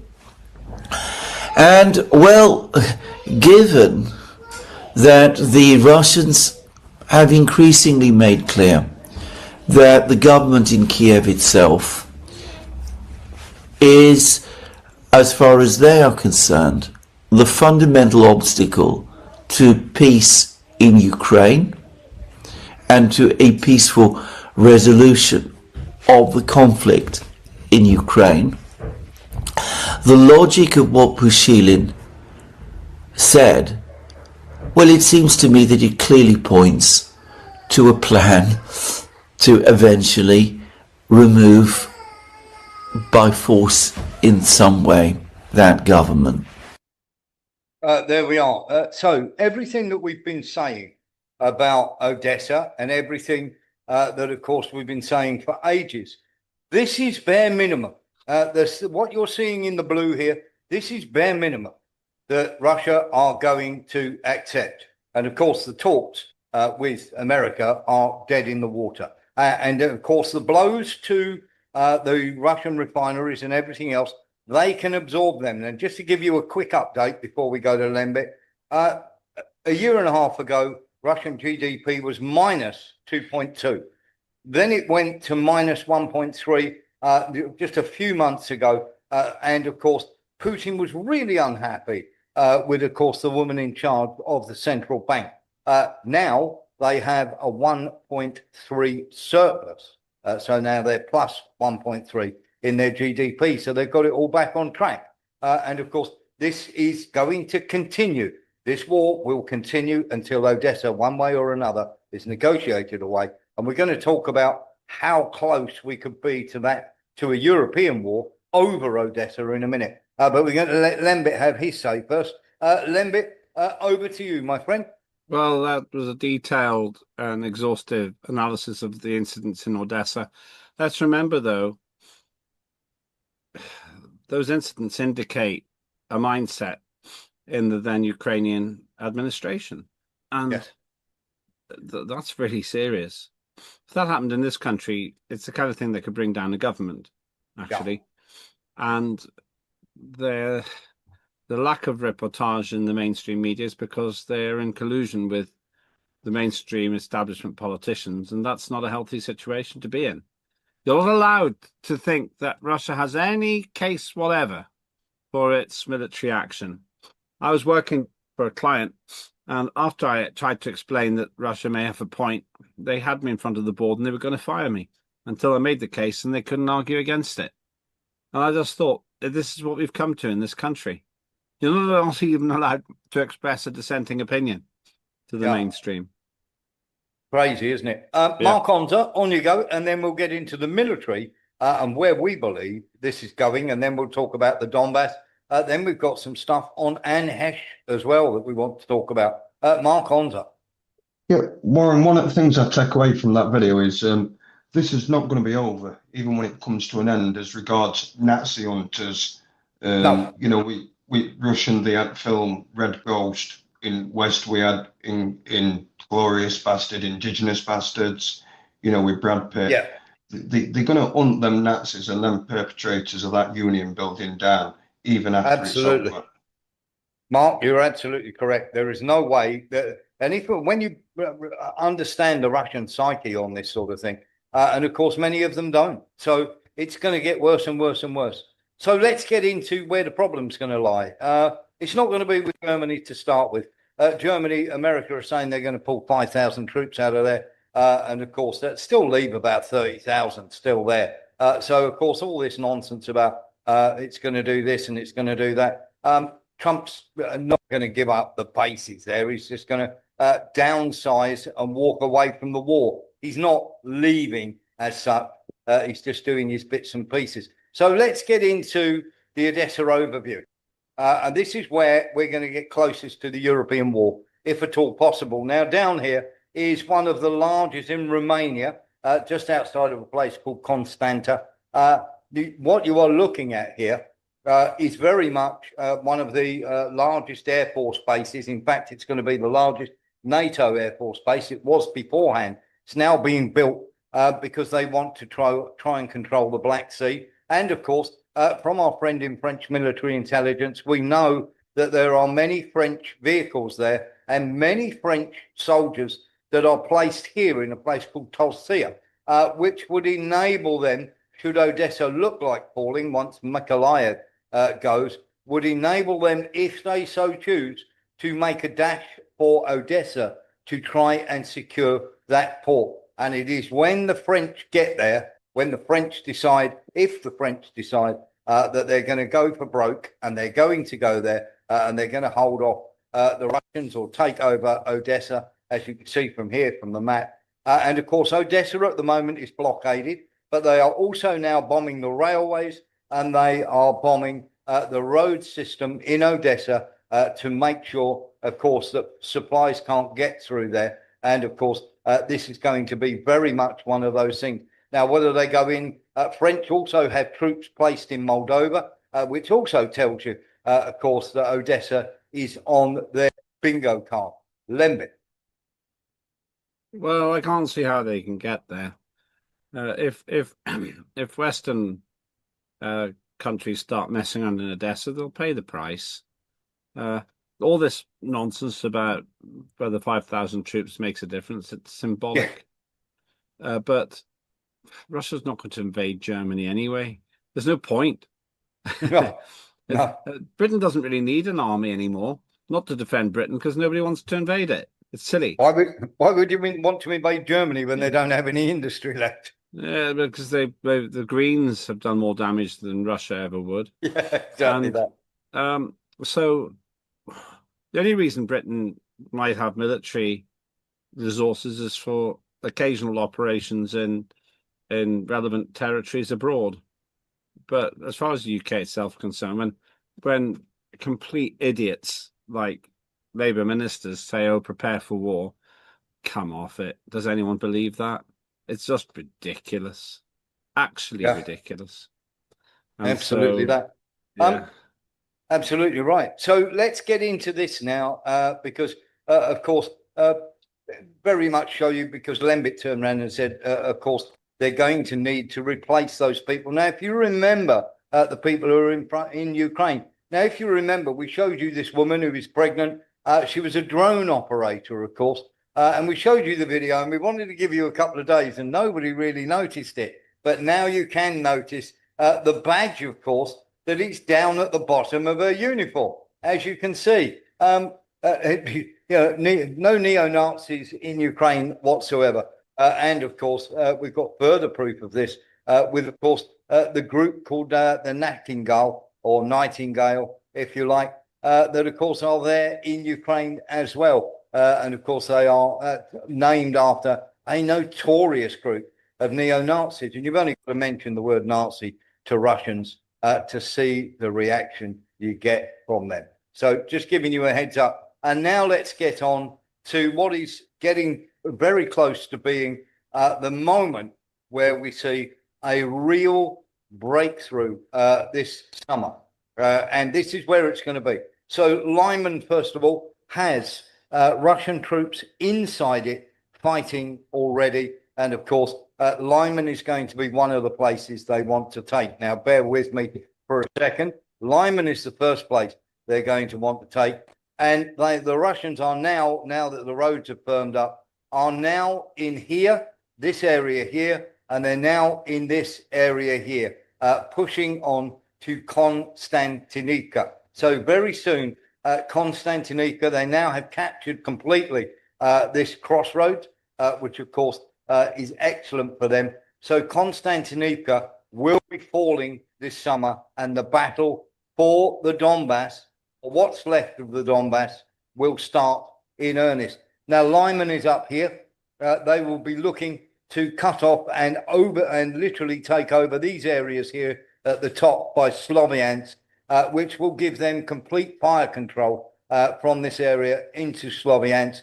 And of course, once they take Konstantinivka, they'll be pushing on to Dushkivka. Dobrofilia is now in Russian hands, and the whole idea is to get up to here with this unit. Will make a push into here over the course of this year to Alexandrivka, and that will cut off that final supply road into Kramatorsk. And of course, Kramatorsk and Slaviansk, once they are in Russian hands, that will be the Donbass in full control. And we're just going to give you an outcrop now of the literally square kilometers that they had. So 99.8% of Luhansk is in Russian hands. 83% of Donetsk is in Russian hands. 79% of Zaporizhia is in Russian hands. 75% Kherson. Only 6% of Kharkiv. 3% of Sumy. 1.5% of Mykolaiv, and about 1% of Dnipropetrovsk. But 99% of Luhansk and 83.2% of Donetsk is in Russian control, and that constitutes the Donbass. And that is where we've been saying for a while that it's going to happen. But we are telling you that 2026, we've had confirmation from sources inside of Russia that that is the big push for this year coming up, Lembit, for this summer. Well, you've been generally right. All the way along. Two questions for you. The first one is, the mainstream media say that they continue to say that Russia is paying a huge price in terms of lives, but you don't believe that. You think Not it's at all. really, you really think it's the other way around. Yeah, absolutely. So I'll start with that one then. What do you say to those who watch the mainstream media and are repeatedly informed that Russia can't afford the death rate? Yeah. First of all, Russia can afford the death rate, even if it was the same as Ukraine's. Now, Ukraine's death rate throughout the course of the war has been 17-1 as an average across the entire course of the war. Sometimes it's been much higher, sometimes lower. It really started to change around about the battle for Bakhmut when that first started. And of course, the Russians were literally taking 8 Ukrainian lives for every Russian life going. And of course, as their best troops have been getting killed, then of course your troops that come in are less capable. Now, there's going to be Americans out there who go, no, we didn't do that. I'm telling you, I've heard from many veterans who said when they were in the Vietnam War, they wouldn't bother with the brand new recruits because if they lasted 30 days, then they'd start to teach them stuff to help them along their way and survive. But it was completely pointless trying to teach a brand new recruit anything about surviving in Vietnam for the simple fact that they thought they were just possibly going to get everybody else killed. So veteran troops in Vietnam did not bother teaching new recruits anything about Vietnam, very little indeed, because it was a complete waste of time because they were going to be dead within 30 days. And the same thing happens in Ukraine. Really experienced troops, the only ones that Ukraine have left. They'd much rather see the new recruits go onto the front line. They're going to get killed because they're not going to waste their lives because, of course, some raw recruit has popped his head out of a trench when not checking first to see if there's any drones overhead, and, of course, gives the position away, which then gets bombed. So, Lembit, my very simple thing is here, if we have seen consistently over the months the amount of exchanges of dead bodies, that is because Russia are moving forward and the Ukrainians are retreating and therefore don't have time to gather up the bodies and bury them. So if Ukraine are winning, how comes they're not coming across all the Russian bodies and in the exchanges as well? And we know from this, even if it were reversed, the Russians were losing 17-1, which is nonsense. Even if it were reversed, Russia could still bear the brunt of this. They've got these so many millions of people they can put into the army. They are still holding back. They're still holding back 700,000 troops because they believe that NATO will enter this war at some point. And of course, they are rotating these troops in and out. So during this time, they're getting experience as well, Lembit. Why do they think NATO will come into it? Europe is so utterly ineffective at the moment, so utterly and totally ineffective that it's hard to understand why Europe would even bother. Yeah, exactly. But Britain, of course, but it's just throwing bad money and a lot more lives after good money and the lives already lost. Yeah, they don't believe. I mean, one, they don't believe we can win it, but they believe that the European Union is crazy enough to give it a go. It's just nuts.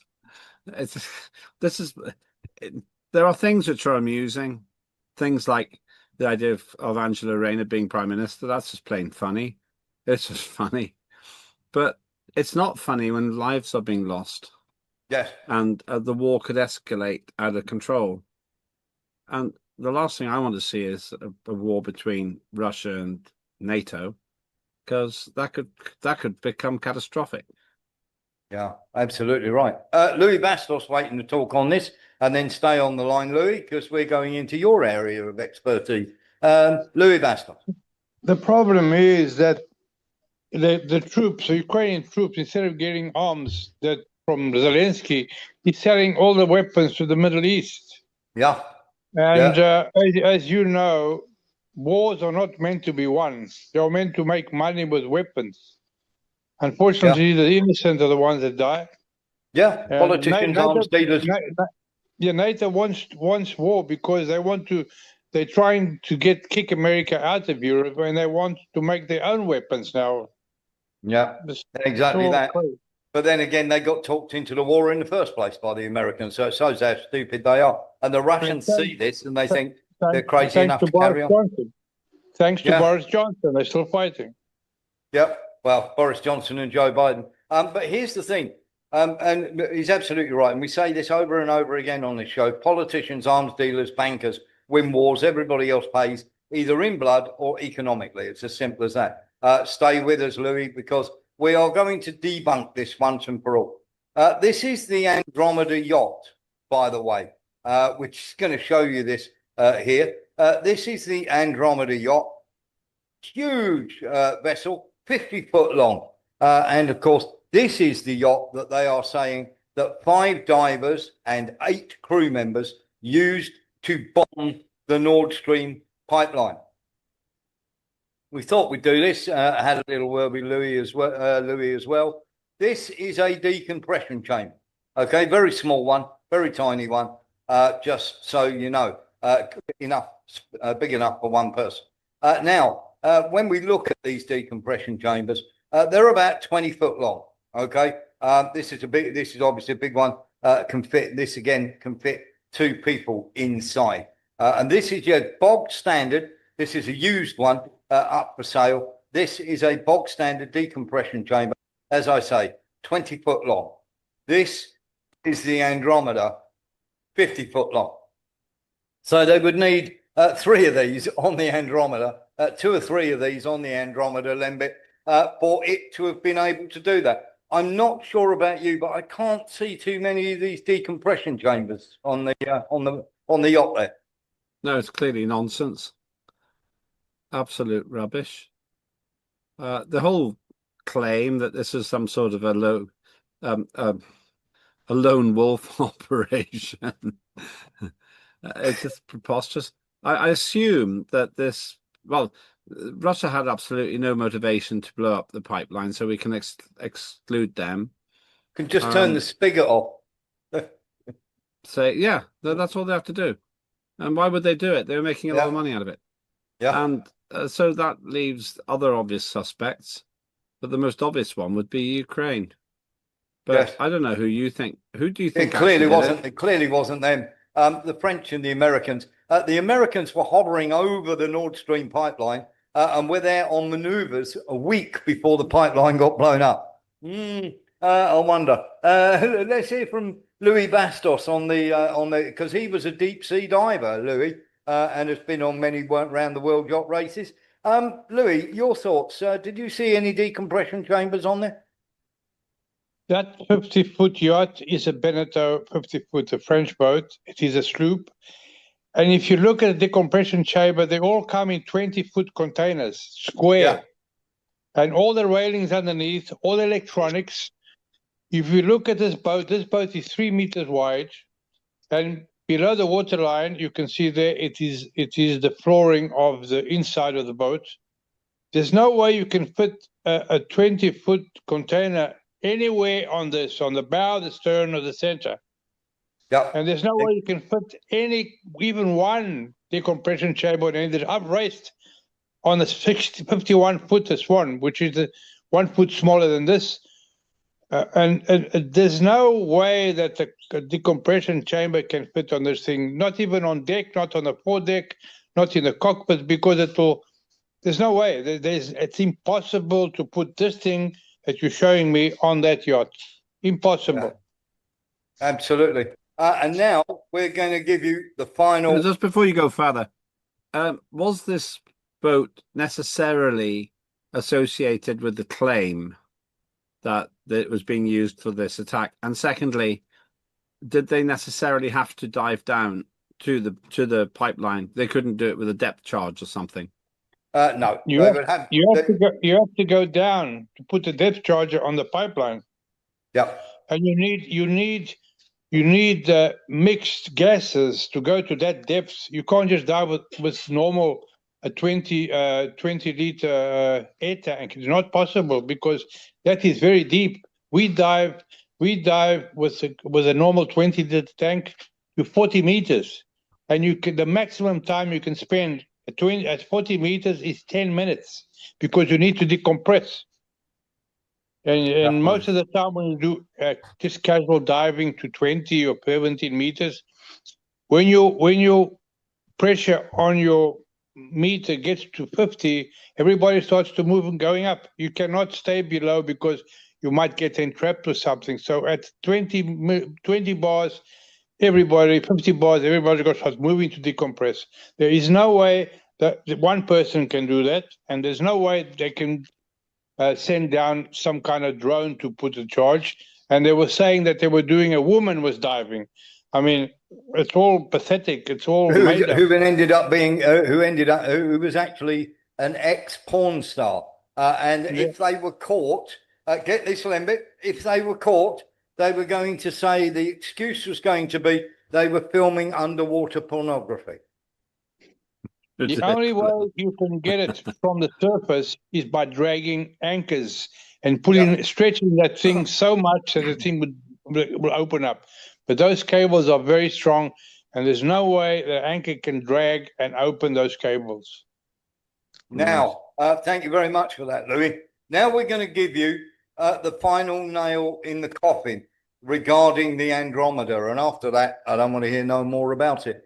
Can somebody please explain to me how the Andromeda took part in the blowing up of the Nord Stream pipeline when we had the Ukrainian boatyard saying that it was moored in, saying that it was out of the water, having its hull cleaned at the time? Please explain to me how it took part in that bombing. And we a timer. Yeah. Absolutely. You climbed in a time machine and then went backwards. No, I mean, you had a timer on the bomb. Yes. You put it there 2 weeks earlier, then you took it out of the water. Hey ho, job's done. And you still got to explain to me how you managed to decompress there. The fact that the American and the French Navy who helped take part in this were actually an hour away from the Nord Stream pipeline when it blew up in their intelligence vessel that, of course, is designed for this. So we're just giving you a heads up there. By the way, just in case anybody is interested in the football, Aston Villa are losing to Tottenham Hotspur 2-0 down. So it looks as though Tottenham may be escaping or may have at least given them a chance to escape when nobody thought they possibly would. Let's get into a couple of things now that, of course, people are saying they are conspiracy theories. I'm only going to play, there we go, it finished 2-1, Tottenham Hotspur 1, and, of course, that dents Aston Villa's chances. We're going to get into a couple of things that people will call conspiracy now, but we're only going to play a couple of minutes of this. This is the space scientists, of which there are 12 dead or missing, Lembit.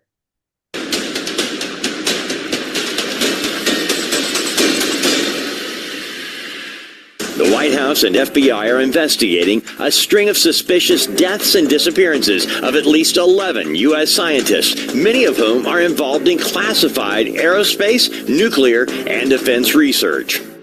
Joining us tonight, Crime Stories investigative reporter Dave Mack. Dave Mack, what more can you tell us? Nancy, we have 2 more names of scientists, military insiders who are now missing or dead. 2 more to add to that list.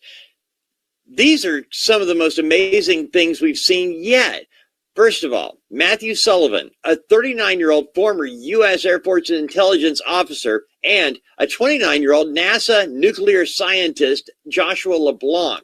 Matthew Sullivan was scheduled to testify in a whistleblower hearing that was taking place on Capitol Hill. Think about it.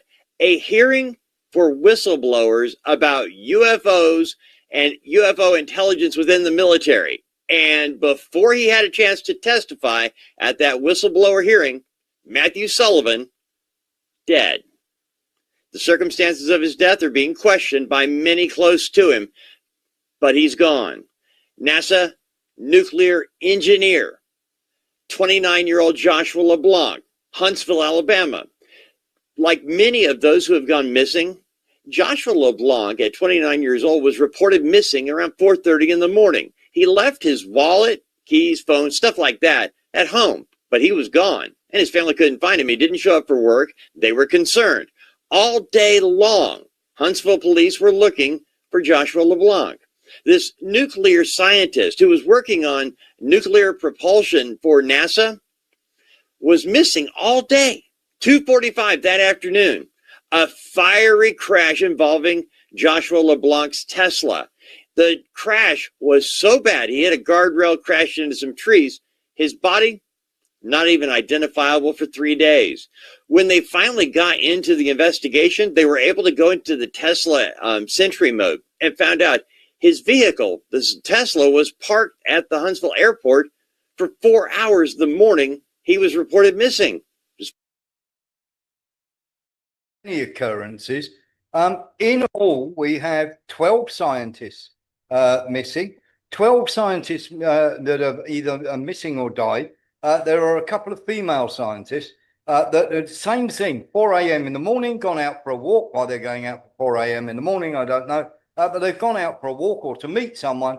And in one case, one woman has just simply disappeared off the planet. Another guy is simply disappeared off the planet. One of these scientists went out for a walk at 4 a.m. in the morning, another female scientist, and of course, left her daughter in the house on her own, wandered off, and of course, they found her body much later and under very suspicious circumstances. And of course, 5 of these people were working directly under the general in charge of this propulsion unit working for NASA, and that general too is dead. Lembit, people say conspiracy theory, but my God, what a coincidence. What's the motive? What's the motive? Whatever, I would imagine whatever they were working on to do with NASA, I would think, because they were all working, 5 of these people were working directly under this general working at NASA. I don't know enough about the actual case. I haven't studied it. But if these 12 people have indeed died, then it gets very mysterious. It reminds me of the AfD in Germany, where mysteriously a whole bunch of their candidates died. And the mainstream media said it was just a coincidence. Didn't really count, didn't matter. And it's quite staggering. And of course, we thought we'd bring it to your attention because it is, whether you think it's a story or not, we have to turn around and say, it doesn't look too good. And there is something else that I want to bring to your attention now. This happened a while back, Lembit, but there was something, there was a show on that said, look, something has happened in terms of, Ellen DeGeneres and how can I put this, people, should we say, disappearing because of what they said and people getting killed, what they said. Now, this sort of ties in with the Epstein files and Hollywood and everything. This is Gabriela Rico Jimenez, of course, who, of course, had a meltdown in Mexico while attending an elite party, and she's never been seen since. Have a listen. ¡Comieron humanos! ¡Asquerosidad! ¡Comieron humanos! Yo no estaba enterada de nada. Que había, los asesinatos sí, pero que habían comido humanos. ¡Humanos! ¡Fue la carne humana! Now, of course, that could, of course, just be a totally deranged woman, but she disappeared off the face of the planet. And nothing's ever been heard from her since. They said she was sent to the police station. Nobody's been able to track which police station she was taken to or which sanatorium they said she attended. And of course, Anne Hesh was about to make a documentary saying basically the same thing that in Hollywood and everything else. And I've already tried to contact parents. Nobody is talking. They very, very simply, and of course, it is interesting because Anne Hesh, if you remember, crashed her car. Now, everybody was saying that she was under the influence, and somebody took a video reported to be Anne Hesh in her Mini Cooper crashing into a garage before she took off. There is video evidence of her running a red light, and of course, many people are talking about this. We're going to show you a video in a second, which is very disturbing. Paul Cardin. Welcome to the show, Paul. Just open up your mic, Paul. Hi, Warren. Yeah, open now. Can you hear me? I can. Yeah, this subject of the missing scientists, Yes. it reminds me of there was a book out a few years ago called Open Verdict by Tony Collins. And Yes. this was an account of 25 mysterious deaths in the defense industry in the UK. These were mainly suicides, and they were crazy suicides. One of them, a fella got in his car, tied a noose around his neck, tied the other end of the rope to a tree, and drove off and decapitated himself. That was just one of them. And there were lots of other crazy suicides. Now, I don't want to go on for too long, but back in 1982, I was in the Falklands War. I was on HMS Yeah, I Yarmouth. know you Yeah, were. Same yeah. as me. You were at San Carlos Water, weren't you? That's right. Yeah, I was on HMS Yarmouth, which was a very busy Yes. ship down there. But I after the remember war you had getting ended, attacked. yeah, we were getting attacked a lot. I can tell you about that one day. But on the subject of this, after the war had ended on the 20th of June, we went to a place called South Thule, Thule. That's part of the South Sandwich Islands. Yes. And we cleared off about 15 Argentinian scientists who'd basically landed there in 1975 or something, and they've been there for ages. We took the opportunity to get rid of them and move them. But later on, somebody alleged, it was actually a SAS fella, I think.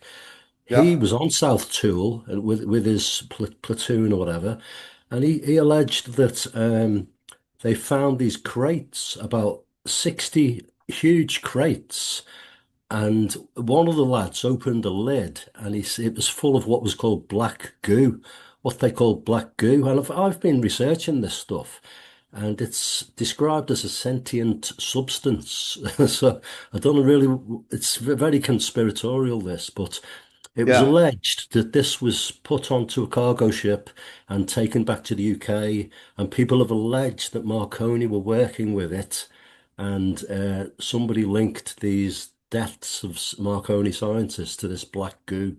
I So don't know that how stuff true they this were is. using. Yeah, it's Thank worth looking up all this and Yeah, I researching. tell you what, we'll have a little chat about that at a later date, Paul. Definitely. Yeah. Thank you very Okay. much for that. Interesting Cheers. stuff. And send me a link to the scientists, and we'll have a little show on that. Let's grab onto this then. So what we're about to show you now may be a little disturbing.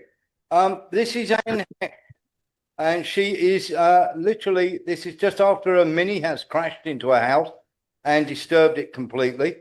We are going to play this video. This is her now being moved into the ambulance. Now, I'm not going to get into all the theories behind this, but I am going to get in to the medical practice of this. Have a look. That anxious or that quick moving that was going on the other side of the vehicle. Oh my gosh, he's completely alive. He was trying to get away. He was. So once again, let's have a look. We'll replay that for you. There's Anne Heck, and we're going to pause it. Other side of the vehicle. Now she's coming out of the bag there, and as you can see, that's quite consistent. The burns are quite consistent from somebody who was wearing a top and had that cut away. She is there trying to release the restraints on her legs. And if we just come back a little touch from that, we'll just go ahead. And then she is literally carted away here. Now we're going to have a look at this as it approaches once again. Here we go. And as you can see, the restraint there, when it was zoomed in on, showed that it was across the top of her head and across her legs as well. And that, of course, this was a blanket that was double wrapped. Everybody's saying it's a body bag. It wasn't. It was a blanket that was double wrapped across her. Now we have a problem medically. Let's have a look a bit further. And there you can see she's moving. She's managed to get the restraint from the top of her head. Now she's about to sit up, and she's also putting her elbows down on the gurney. Oh my gosh. And then she's about to sit up completely and try and free her own hands. Now, many people free her own legs. Sorry. Now, many people will turn around and go, "Oh well, just this, that, and the other." Well, as you know, we have quite good friends in the medical industry, and of course she was alive. Now the police said that she wasn't alive. Then they changed their minds and said she was injured, and of course many other people were turning around and saying, "Oh, well, it can't possibly be this, that, and the other." Let's have a little look. We're going to have a little look at a video here of what they said on the news about this. Let's have a look. Caught on fire, as did the house. In the car, according to TMZ, is reporting Ann Hesh was inside the car when that happened. Let's show you some video from Sky 5 HD. You can see the driver of the car being taken out of the home after firefighters got here and were able to get her out of the car. TMZ reporting that that is Ann Hesh that was inside the car. As we said, KTLA has confirmed the car is registered to Ann Hesh. She was speaking, according to firefighters, when they got her out. You can see her at the very end there kind of pop up before she was put into the ambulance. Work today. Now, many people have turned around and said, of course, that there's nothing to see here, Gov Honest. Now, I spoke to a Burns unit guy because I thought this was a bit strange because I've attended people who've been burnt. And I know that Paul, of course, in the Falklands, and many of our sailors, got badly burnt. First of all, you're so badly burnt. They've cut away her clothing. You can see where the rest of her skin clearly isn't burnt. So that shows that maybe fire has caught hold of the clothing rather than, of course, the rest of her body. And of course, the very first thing you do is you make sure that the airways are clear because they're going to have smoke inhalation. And the very first thing, now I've been speaking to somebody at Stoke Mandeville Hospital in Aylesbury, who I've known for many, many years, and he was in charge of the burns unit there.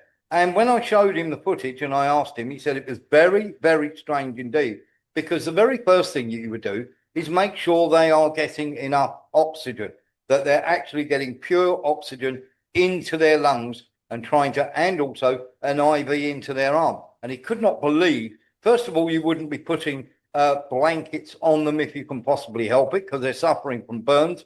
Anything is going to be an irritation, and you're going to have fibers that will, of course, do that. And there are specially designed covers for these people. You certainly wouldn't cover their face or their airway. And of course, she had no oxygen mask on whatsoever.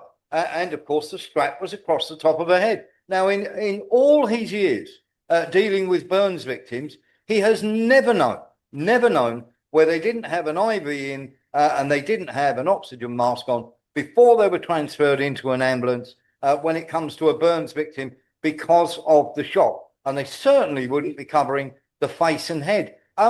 Lembit, and of course, people will go, oh, conspiracy theory this, conspiracy theory that. But for you, does this look right to you, Lembit? No, it doesn't look at all right. What I don't understand is the motive. Again, what do they think they could do? She was working on a documentary to blow the whistle about Ellen DeGeneres and the LA link to Epstein and the procurement of children. Okay, well then there's the motive.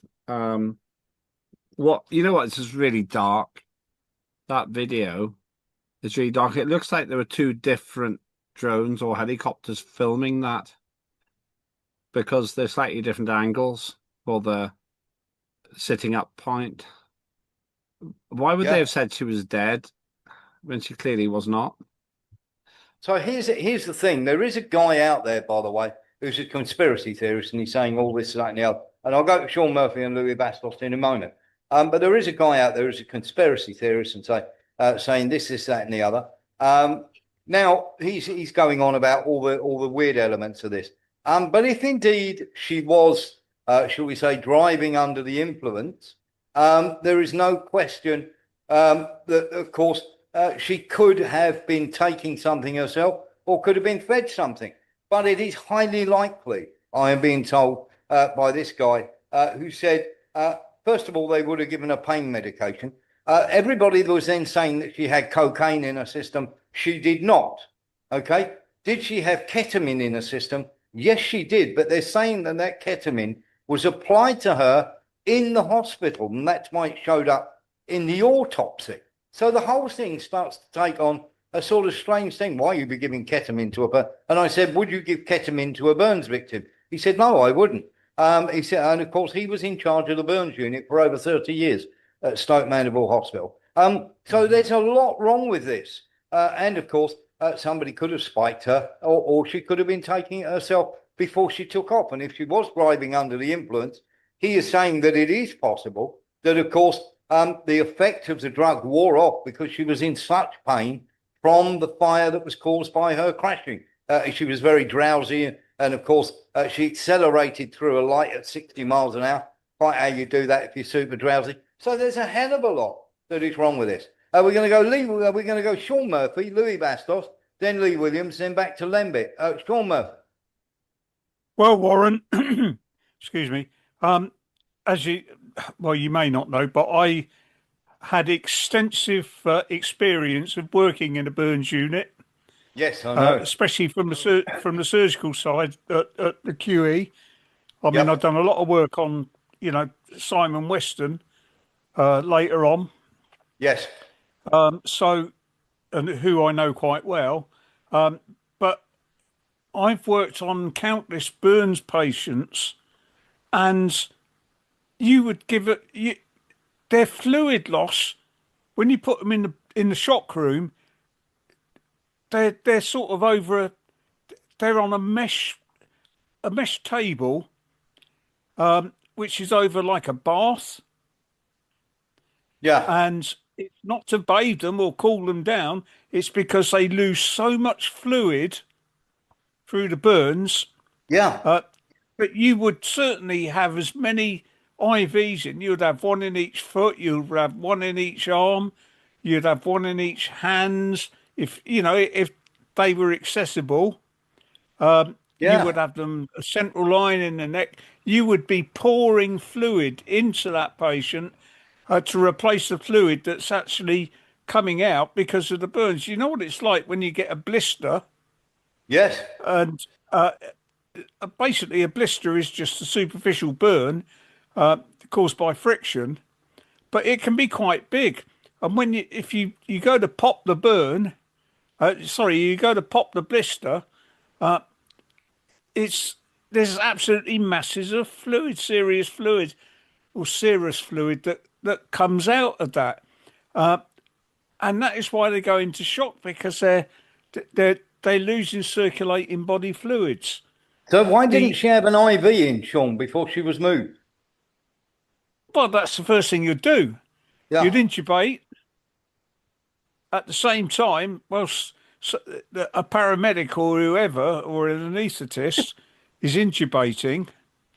And I mean a proper intubation, not just a laryngeal mask airway or an eye gel or something like that. You'd put a proper cuffed endotracheal tube in, and so that you've got a patent airway. Yeah. Because that's really important. You would be giving the patient oxygen. Why didn't she have an oxygen mask on? Well, if she was intubated, she wouldn't need an oxygen mask, but she clearly wasn't intubated, because her first reaction wasn't to reach up and pull. And this is people's first reaction. If they've been intubated, their first reaction on awaking is to reach up and pull the tube out. Yeah. That's and I've seen it many a time. That's their first reaction, is to extubate themselves. Why? Because it's very irritant. Why are they covering her whole head and, of course, putting a strap across the top of her head? Because they don't want her. They don't want her to move. They're going to claim she was dead, and when she got to hospital, she was dead on arrival. Whilst they finish her off in the ambulance. Yeah, and as you can see, you can quite clearly see from that the outline of the burns. Now that looks like one of those tops that women wear that has been cut away. Quite weird. Like a sports top. Yeah, exactly that. So which suggests, as you can see, there's clear evidence there that there is clear skin, and of course, if you've got burnt elbows and everything else, you're not going to bang them down on the gurney at the speed she did there. It seems. I mean, she doesn't seem to be too seriously burnt. She's also trying to free her legs as well. Yeah, absolutely. So she's trying to free herself. She knows that they're trying to kill her. Certainly is. There's lots of questions to be asked. Louis Bastos, and then we'll go Lee Williams, and then we'll go Nillis, and then we'll go back to Lembic for his final thoughts. Louis Bastos. As a yacht captain, offshore commercial endorsed, we had to do 6 months in the ER section of hospitals to get our training as a captain. And the thing you apply to burns is paraffin gauze. You do not cover anything apart from putting paraffin gauze on the wounds. Yeah. You take all the clothes must come off, oxygen, an IV, and paraffin gauze is what you use. Thank you very much, Louis. Lee Williams and then Nillis. I was going to say it's a famous event. There was some guy, I don't know if I sent it to you or if you've done it on the news, where a guy was running away from the hospital because a lot of people are still alive and they actually take some of the organs out of them while they're alive. So was that an experience that they wanted to kill her for one? Already shown in the Ukrainian ER when they were killing people for the organs. Thank you very much for that. They've done it in America as well. Okay. Yeah. Nillis was next, then Sean Murphy, then we're going back to Lembic for the last word. Nillis. Yeah, both the ambulance and I think it was the fire engine in the scene, they both had numbers on. So we could trace back where they came from and were they crews, genuine crews, or were they, because I don't think a genuine crew would do that. There would probably have to be people that were infiltrated, driving those ambulances and that fire engine. I mean, I don't know. I'm not sort of going to go down any roads, because if you go down roads, then you can't come back to the truth. But the truth of it is, you wouldn't treat a burns victim in that way whatsoever. Yeah, but what we're saying is they got the numbers. They got the number of the ambulance there, so they can trace it. But it is staggering that you would think there's no way that would happen. That is very, very odd indeed. Sean Murphy. Well, Lewis was absolutely right about dressings. If you were going to apply dressings, it would be, I suppose, initially you would use paraffin gauze. Yeah. Like the long tins of Gelinet. Yeah. To wrap the wound. But alternately, you've got to clean that all off.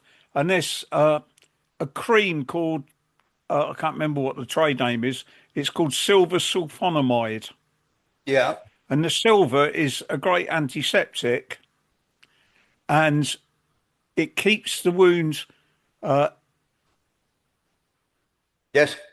Stops the infection, because one of the greatest risks with burns, of course, is because you've got open areas, because the skin barrier is broken down. The infection. Is the infection. But she didn't seem to have massive burns, upper arms, perhaps shoulder, from shoulder and front back of the shoulders. Her back didn't look particularly burnt. Yeah. The upper forearms, just to the rear of the axilla, looked as though it was burnt. But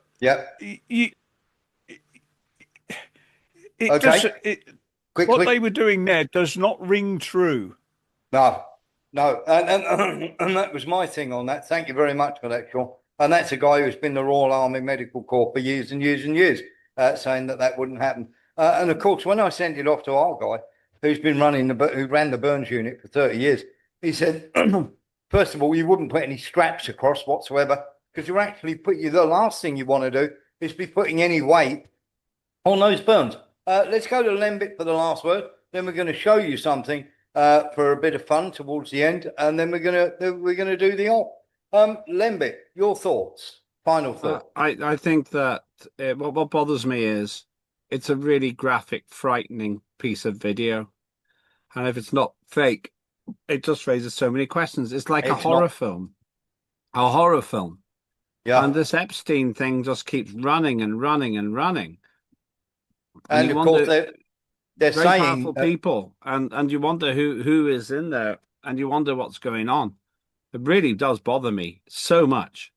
that video for me is absolutely chilling because there is no medical reason for her being on a gurney like that. None.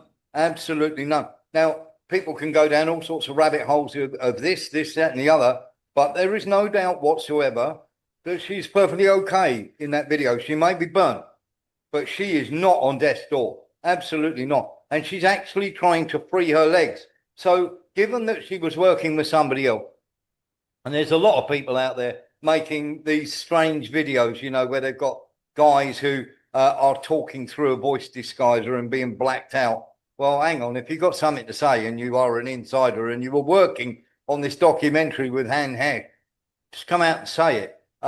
You know, you can pretty much put anybody behind a microphone and say, do us a favor, I'm going to black your image out and you can just talk about this and we'll make plenty of money off it on YouTube. If you knew something that went on with Anne Hesh and everything else and what was going on, come out and say it. We have done here. We've actually given you the Epstein list. The thing that gets me, though, and same with Lembit, when you see that, it looks like somebody's struggling to get away, even though she's, you know, in pain, disorientated or whatever. And they just bundle her into the ambulance. Not good. Spooky stuff. Yeah, that's the thing that bothers me so much. I just feel that we're living in a dark world, and it could be that with the Epstein absolute fiasco and scandal, some people are very close to being found out, and they're taking very dramatic efforts to try to protect themselves. And of course, there was no doubt that Anne Hesh was working on this, and she was about to turn around. She said about Ellen DeGeneres and a couple of others who were up with Epstein. She actually said, "You're effed," on a live broadcast only a few days before she died. Come on. It just gets darker and darker. We've got a final thing for you before we go. And of course, you've heard about the Elephant and Castle. This is Elephant and Car. Let's have a look.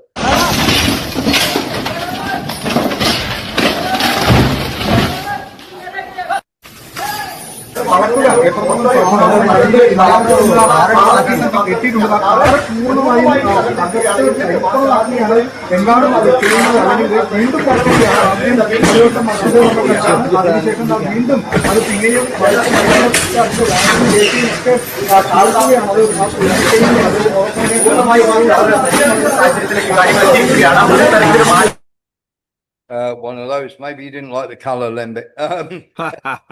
Quite incredible scenes there with an elephant having a bit of a go. Now we're just going to show you this before we leave you. Let's have a look at this. Thanks for watching the show. Bye-bye. Not everyone makes it to the end. Take care. Just because we watched Warren Thornton on Patreon. There we are. Our thanks to Charlton and the rest of the cast. And of course to Lembit, who's given up much of his valuable time this evening. Lembit, where can people find you on social media? At Lembit Opic and at Unprecedented TV. Hopefully Warren and I will be on at 0900 British Summer Time, 0800 GMT in the morning. If Warren, you're willing to oblige me this evening. Please go and give Lembit a follow. But for the time being, we've run out of time. So Lembit, it falls upon me to turn around and say it's goodbye from me. And it's goodbye from him.